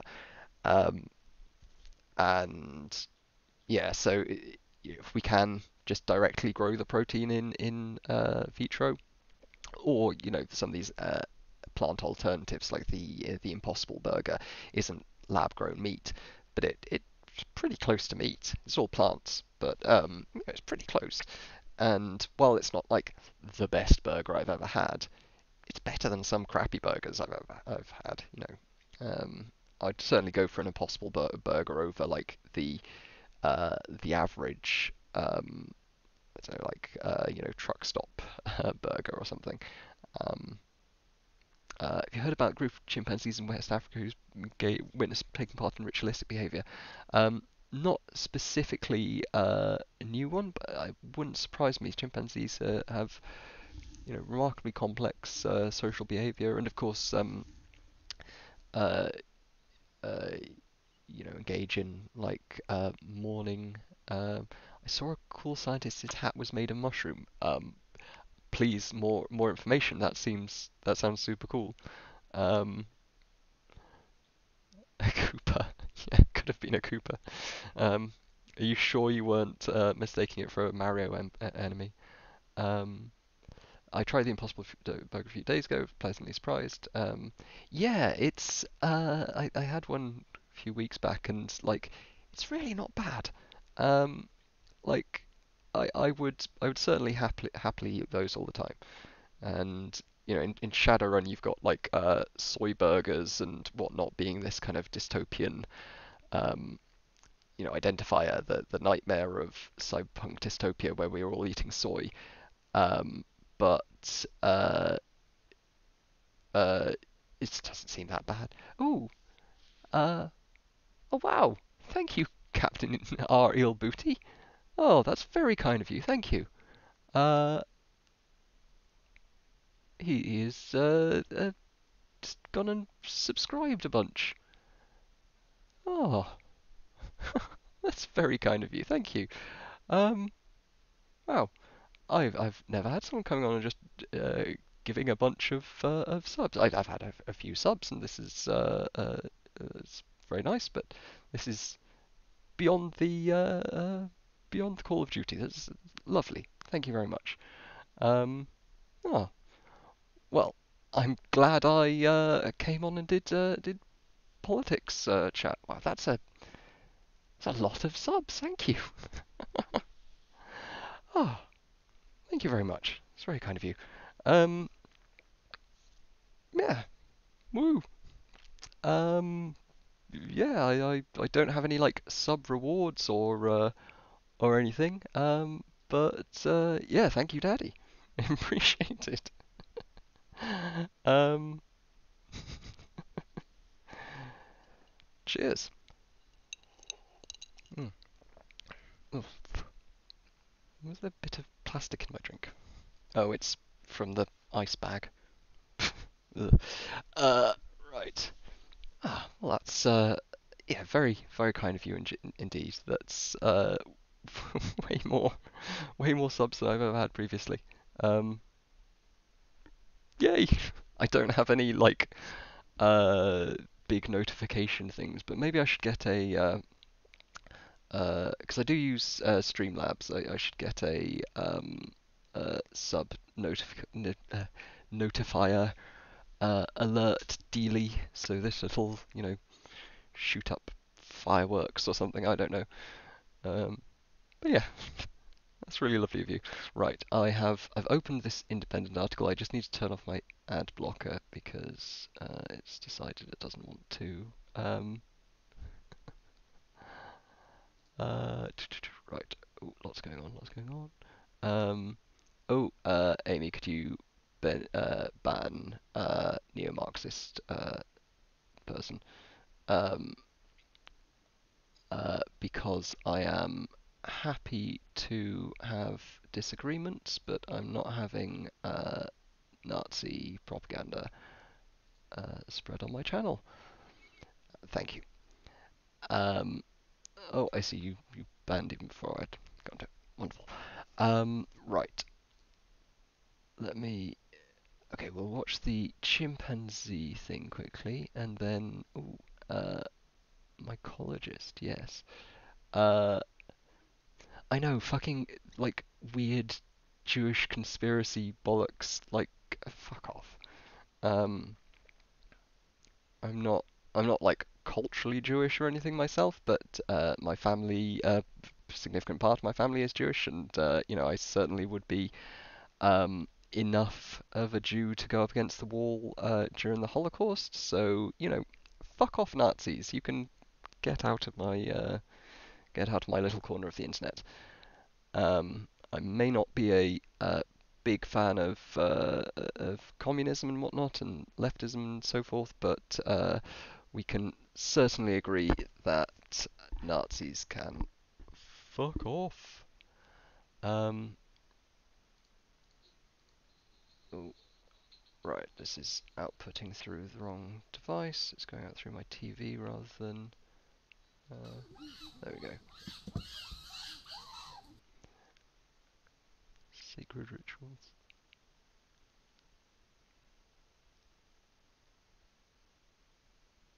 Is this supposed to be? Oh, okay, so they're behaving ritualistically towards the tree? Maybe.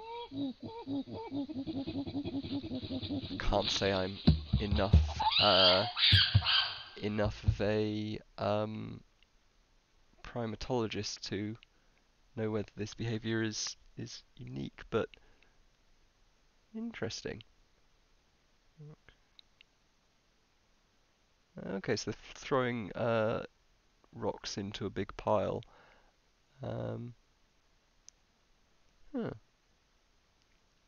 And of course, it could also be a recreational behavior or something. We humans do some weird stuff for recreation. Um, right, let's wait. What's all this? Right, just a sec. The mycologist dude I've got to see mushroom hats. Um, I saw this great tweet the other day saying that Joe Rogan is kind of like a sort of emperor of the steppes who will invite all of these smart people, some with dubious credentials, some with not, and kind of just demand that they tell him things, and then he uncritically takes it all on and goes, yes, yes, wise man, but other wise men say something different. How this work? And I don't know, I can't. He gets a lot of good guests on. I kind of can't stand Joe Rogan, but lava 2.4 billion years ago. I shall. Hello again. I shall look into this guy, and that mushroom hat is pretty incredible. That is a hell of a hat. um, okay, Marxist even more dangerous than Nazi. Yeah, if you're in a Polish camp like Auschwitz, you'd be glad to see the Red Army arrive. Yeah, certainly the people in the camps were glad to see the Red Army arrive, although not for that long. Got a lot better for those that in like Auschwitz, but not quite a lot worse for many of the people. Though um, I don't think Marxists are more dangerous than Nazis in the current context.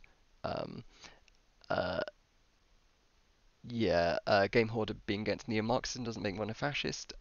No, but it's pretty much exclusively the fascists who are shouting about the neo-Marxist Jewish conspiracy. Um, Also, like neo-Marxism, it's what? What is neo-Marxism? It's just Marxism. Marxism hasn't changed that much. It's one of their problems. Um, let's see. Yep, I can certainly agree. Be anti-authoritarian as a whole. Authoritarianism sucks.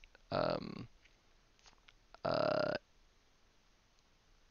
yeah, so I think Ben Watch, I would certainly agree generally that Stalinism or Marxism-Leninism, including like Maoism, Maoism is slightly different, but is very, very bad and should be combated.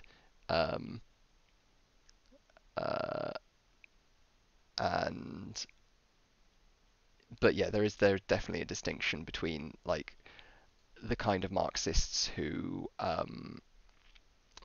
sit around having debates in reading groups and universities and like committed Marxist-Leninists. Um,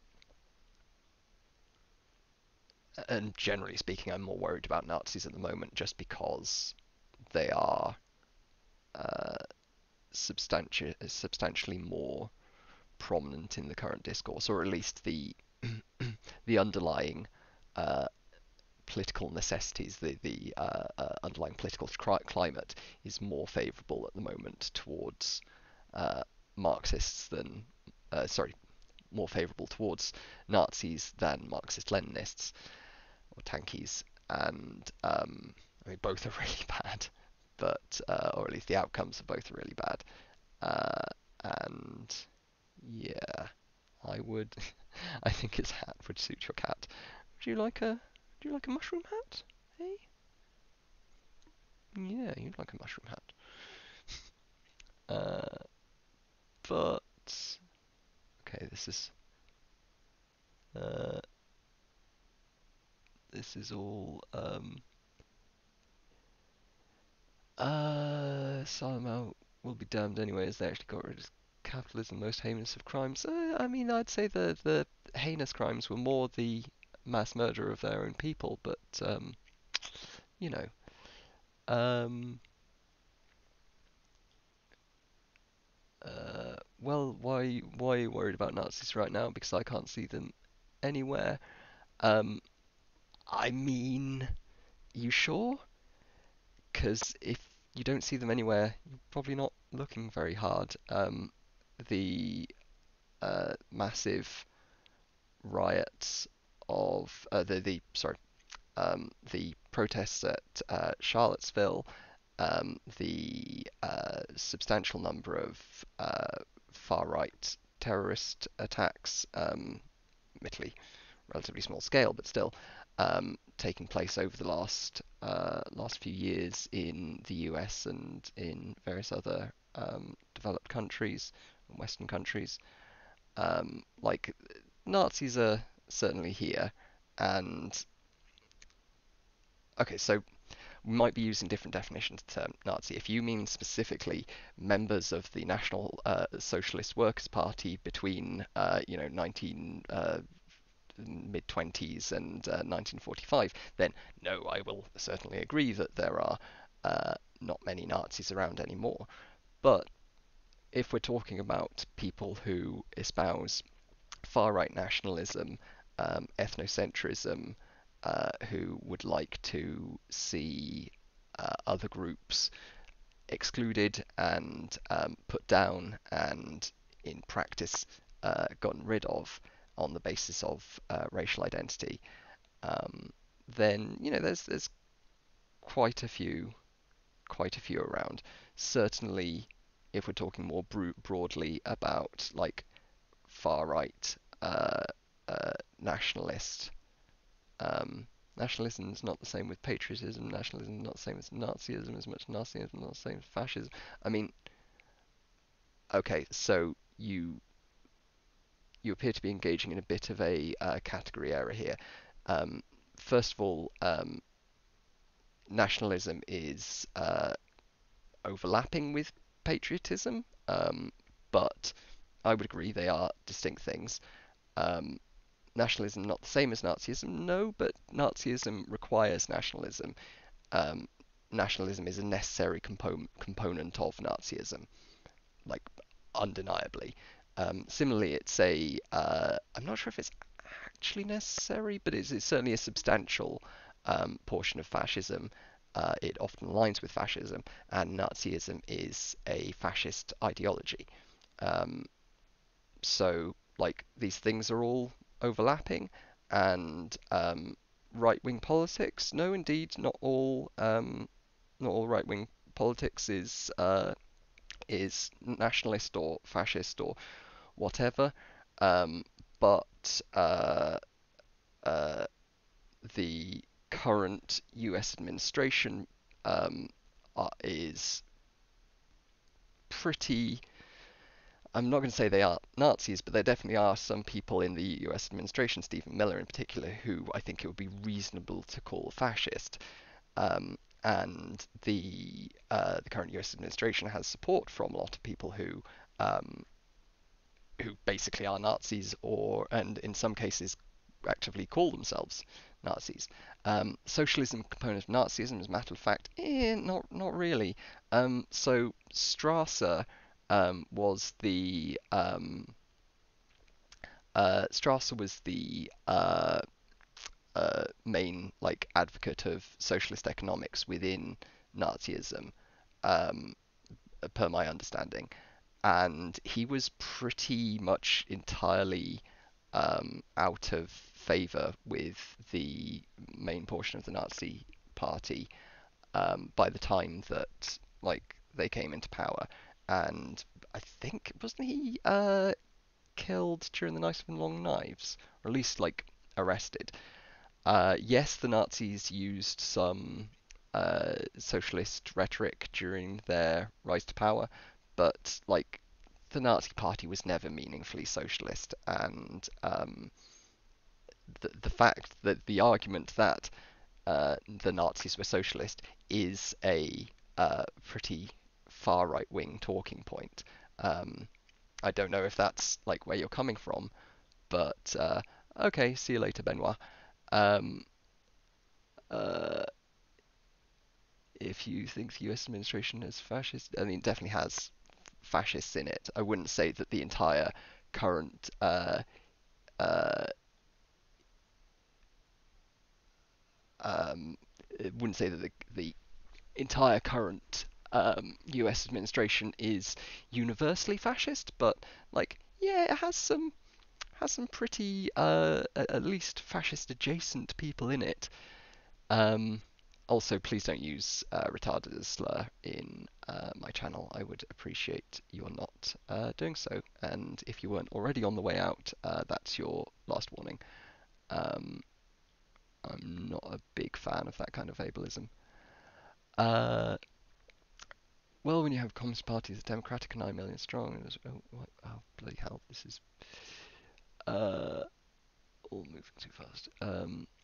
Let's use the word socialism because socialism was popular at the time. Fascists are opportunistic, and yep, very true, very true. That's certainly my understanding. And while I'm not a professional historian, the rise of the Nazi Party is something that I've taken some degree of interest in, and yeah, it seems pretty fundamentally flawed to try to argue that the Nazis were, in any meaningful sense, socialist, um, except for, like, say, Gregor Strasser, who was one of the founders of the Nazi Party, but got very, very quickly sidelined. Um, so yeah, let's not pretend that. Let's take a look at what Vosh does. He uses slurs. What kind of slurs is he using? Because like this is something uh, I find tricky about uh, well Destiny as well. He's occasionally using the R slur, which I don't like, and it's difficult because it is a common term used within like gamer culture, and I'm more familiar with Destiny's work. His ability to like de-radicalize people who would probably otherwise go down that kind of alt-right pipeline um, by being, kind of a gamer bro, sort of speaking their language, certainly is a good thing. But I really wish he wouldn't throw uh, throw sort of disabled people under the bus. Uh, and he did stop for a while, I think, but I don't know. It's comparable to Destiny's used in some ways, but specific reasoning, label arguments.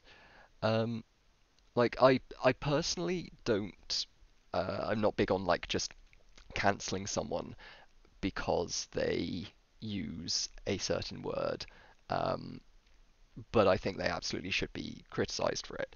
And on the internet these days is kind of difficult to walk the line between, you know, robust criticism and um, and cancellation and whatnot. Because I think the social consequences like cancelling is just way uh oh, Destiny's debate with non-compete. No, I didn't. Which I'm not familiar with. Oh, non-compete you mentioned earlier, so it's presumably not the Nazi one because I did see the debate with him and Vosh uh, against Eric Stryker and the other one, which was pretty funny. But no, if non-compete is making socialist arguments, then I'd certainly be up for, excuse me, uh, for watching. Um, but yeah, like currently my sort of economic views are um, somewhere in that kind of liberal sphere. Um, I think some form of welfare is probably good. UBI might be the best option there. Um, but uh, uh, what's this? Well, going on, the foremost liberal historian of Nazi Germany, having read various tombs, Hitler was paid police informer and political agitator, extreme patriotic reactionary with PTSD, and he was groomed for power. Um, Source, because like I wouldn't be surprised if he was a paid police informer. Saying he was groomed for power doesn't exactly comport with my understanding, but I'm, as I say, not an expert. Um, I read his various tombs. Oh, tomes. Um, right. Post-normal, what's your opinion on landlordism? Eh, like, I don't massively mind it. Like, someone's got to uh, provide, you places to live, and uh, the rental economy kind of works, but I'm not at all like wedded to it, and I wouldn't object to like it being replaced with something else. Um, uh, Builders provide the place to live, landlords just hold them hostage. Oh, come on. Uh, Landlords do provide some services beyond just holding them hostage, and I don't find it very convincing if you're going to use like that sort of rhetoric. Like uh, it's the same as the whole like libertarian like taxation is theft thing. Well, I mean, yeah, kind of like it is forcibly taking property, but like that sort of rhetoric doesn't persuade anyone who isn't already like pretty on side. Um, like you could say the builders just arrange the bricks. It's the people who produce the bricks that build the houses and provide places to live. Like landlords are uh, meaningfully providing services. It's just whether or not those services would be better served via other means. Let's see. Uh,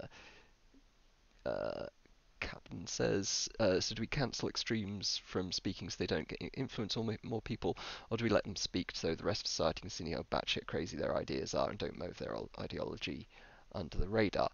Um, I would say I'm very skeptical of government efforts to restrict speech, not least because they often get implemented by one side who has the best of intentions with them, and then co-opted by another side who maybe doesn't.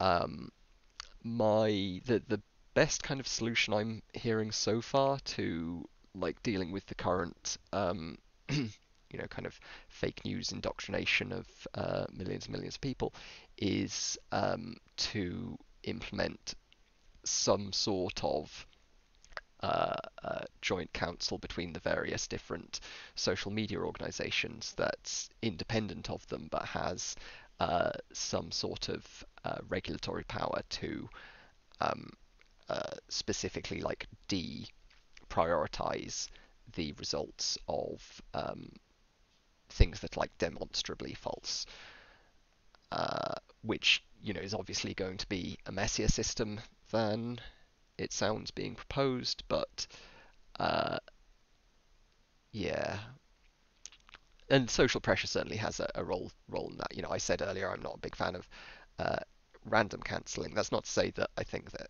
cancel culture has like no value. Um, I think that part of the problem is just that it tends to be aimed, like the actual effects will necessarily negatively impact the people who disagree with you more or who are more like socially distant from you, because people are more likely to follow the cancellation sort of call if they're already socially close to you. So cancellation is much more effective.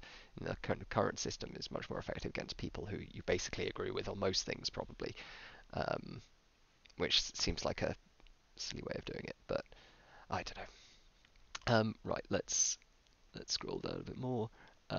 Crockett, the services aren't being used voluntarily, though. I'm sure if you asked any tenant, they happily do their work. The landlord does. If that meant they didn't have to pay rent.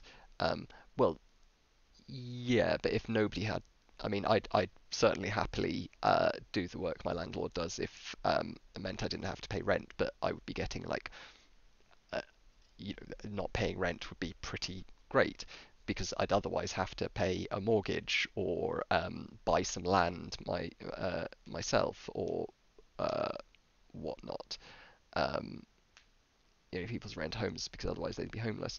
Well, yeah, but I would probably otherwise, well, I'd probably otherwise be living with my parents, but without like the entire industry that generates property, like I'd be homeless, and currently like renting is part of that. Like I say, I don't have any strong uh, connection to renting. Like if I could instead get a affordable mortgage, then yeah, absolutely, I would be very happy to do so. And um, I don't necessarily like, I'm not necessarily opposed to some sort of social provision of housing, though, like, I mean, I'm thinking in a capitalist framework because some sort of capitalism is seems to be necessary for like not terrible outcomes. I mean, I doubt we're going to resolve that disagreement immediately, but um, there's no reason for people to pay for the right to not die of exposure in the streets. Like people will have to pay for that right in some sense, whether it's through taxation or through forced labour to build houses or through rent. So like yeah, I think it's a nice framing, but ultimately we have to pay for the right to not die of exposure on the street. Just calling something a right doesn't magically produce the resources to provide it. Now, there's I think one could probably make an argument that some socialist nations have provided housing at least more in a more widely available way than than the current rental market does. But uh, do you, like I tend to be more persuaded by books, and I tend to be more persuaded by books that haven't been written like centuries ago. If you do have any suggestions in that um, uh, area, right? Okay, sorry, I've got lots of questions here. Um, Times individual landlords. The system of exploiting people's basic need for money is horrible. Well, the thing is, like that system of exploiting people's basic needs for money, in some cases, unambiguously works really fucking well. Like the provision of food. Um, okay, right. Um, the provision of food. Uh, the market like absolutely does a really really good job of that. Um, oh shit. Oh, I need to take my bloody. Um, like food provision is something that I'm very confident the market should be providing. At least the bulk of it. You know, maybe we want to give people some money so they can buy stuff from the market. But generally speaking, like the market seems to work pretty fucking well for food provision. For providing uh, medicine, well, for providing medical care, at least like first line medical care, it doesn't seem to work particularly well. Um, or at least like it doesn't seem to work particularly well when it's bound up with a whole bunch of regulations as it is in the US, and it probably doesn't work particularly well if it's completely free market. At least if our goal is to provide um, some degree of medical care to most people. Like if we just want really, really super good medical care for like three people, then yeah, pure free market might be great. But uh, yeah, there are definitely some goods that are provided better generally by the market, and I'm not certain whether like whether housing is one of those, but um, the only reason food isn't extremely expensive is because if it was, people could just grow it themselves. If okay, now you're getting to like capitalists. Do you have this idea that like the capitalists are all, you know, big guys smoking cigars and plotting how to fuck people over? Like, I mean, yeah, if they could find a way of monetizing things, sure, but like, I don't know.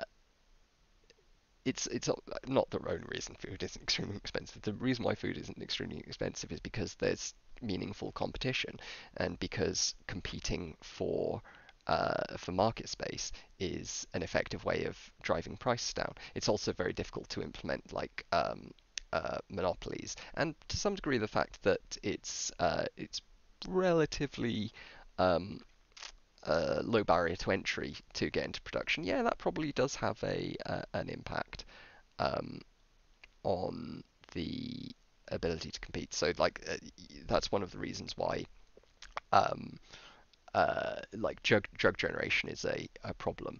Um, and why there's no like easy solution to it, because the drug companies who make these novel compounds spend billions bringing them to market, and there's not really any way of getting around that because a current drug development cycle costs billions, and so the barrier to entry is very high because you know most people don't have billions and all the expertise and so forth. So you end up with a less competitive marketplace, though there doesn't seem to be an easy solution there. I don't know. Sorry, I've skipped over a bunch of things. Um, do, do, do, uh, Brexit. I'm not a big fan of Brexit, though. I um, I the most compelling argument I had against Brexit beforehand was that the common agricultural policy is a massive nightmare, and um, uh, the impact of the European like market regulations was to prevent some of the world's poorest countries exporting to the strongest argument for Brexit. My apologies. Um, the European market prevented exporting of finished goods from developing countries to the EU, which negatively impacted the economies of those developing countries. I've since found out I fortunately found out before the vote, thanks to a friend of mine, that the uh, uh, the Anything But Arms arrangement has ensures that the tariffs are removed for trade between the very poorest countries, um, which seems to have in part been as a result of the UK's um, uh, influence over the EU, which turns out to be, if anything, probably an argument for the UK staying in the EU because it'll have a positive effect on the ability of developing countries to trade freely with the market bloc. Um, so yeah, also like obviously culturally and so forth, I quite like Europe. It's nice to be able to travel there easily and all of that sort of stuff, but um, the most compelling arguments I found were those based on kind of global trade and my desire for free trade. Um, yeah, right. I should probably get going. I've been going 2.5 hours. This is one of my longest streams ever, and I would particularly like to um, uh,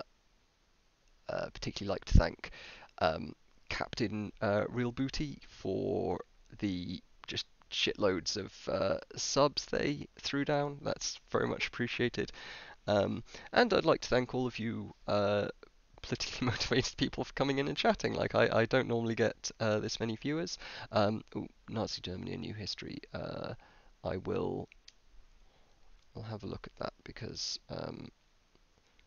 I am not familiar with that one. Um, uh, yeah, sorry. I need to bugger off and yeah, yeah, absolutely. Um, I need to go off and take care of various like insulin bullshits. Uh,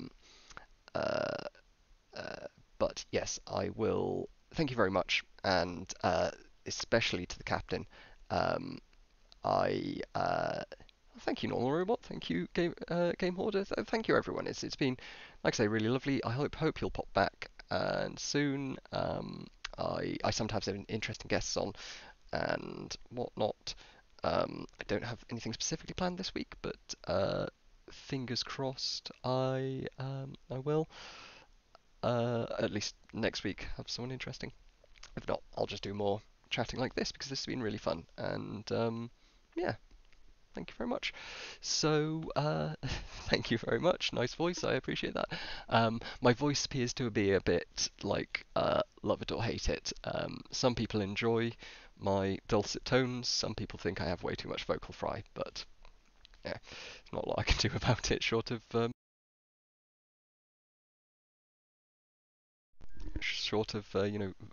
vocal cord reconstruction or something. But yeah, so thank you, and yeah, I will be back on Friday. My normal streaming schedule is 8 p.m. UK time, which is 3 p.m. US East. On Mondays, Wednesdays, and Fridays. Though I sometimes start a little bit late, but I generally stick to that schedule pretty well. Um, yeah, so right, I need to go off and deal with insulin crap because my endocrine system hates me. But yeah, ta-ta, and anything else I'm forgetting? Um, oh yeah, does that work, or is it just DI? There we go. I have a Discord. Um, I don't use it that much, but I'm hoping to like make it more of a thing. So if anybody does want to join, yeah.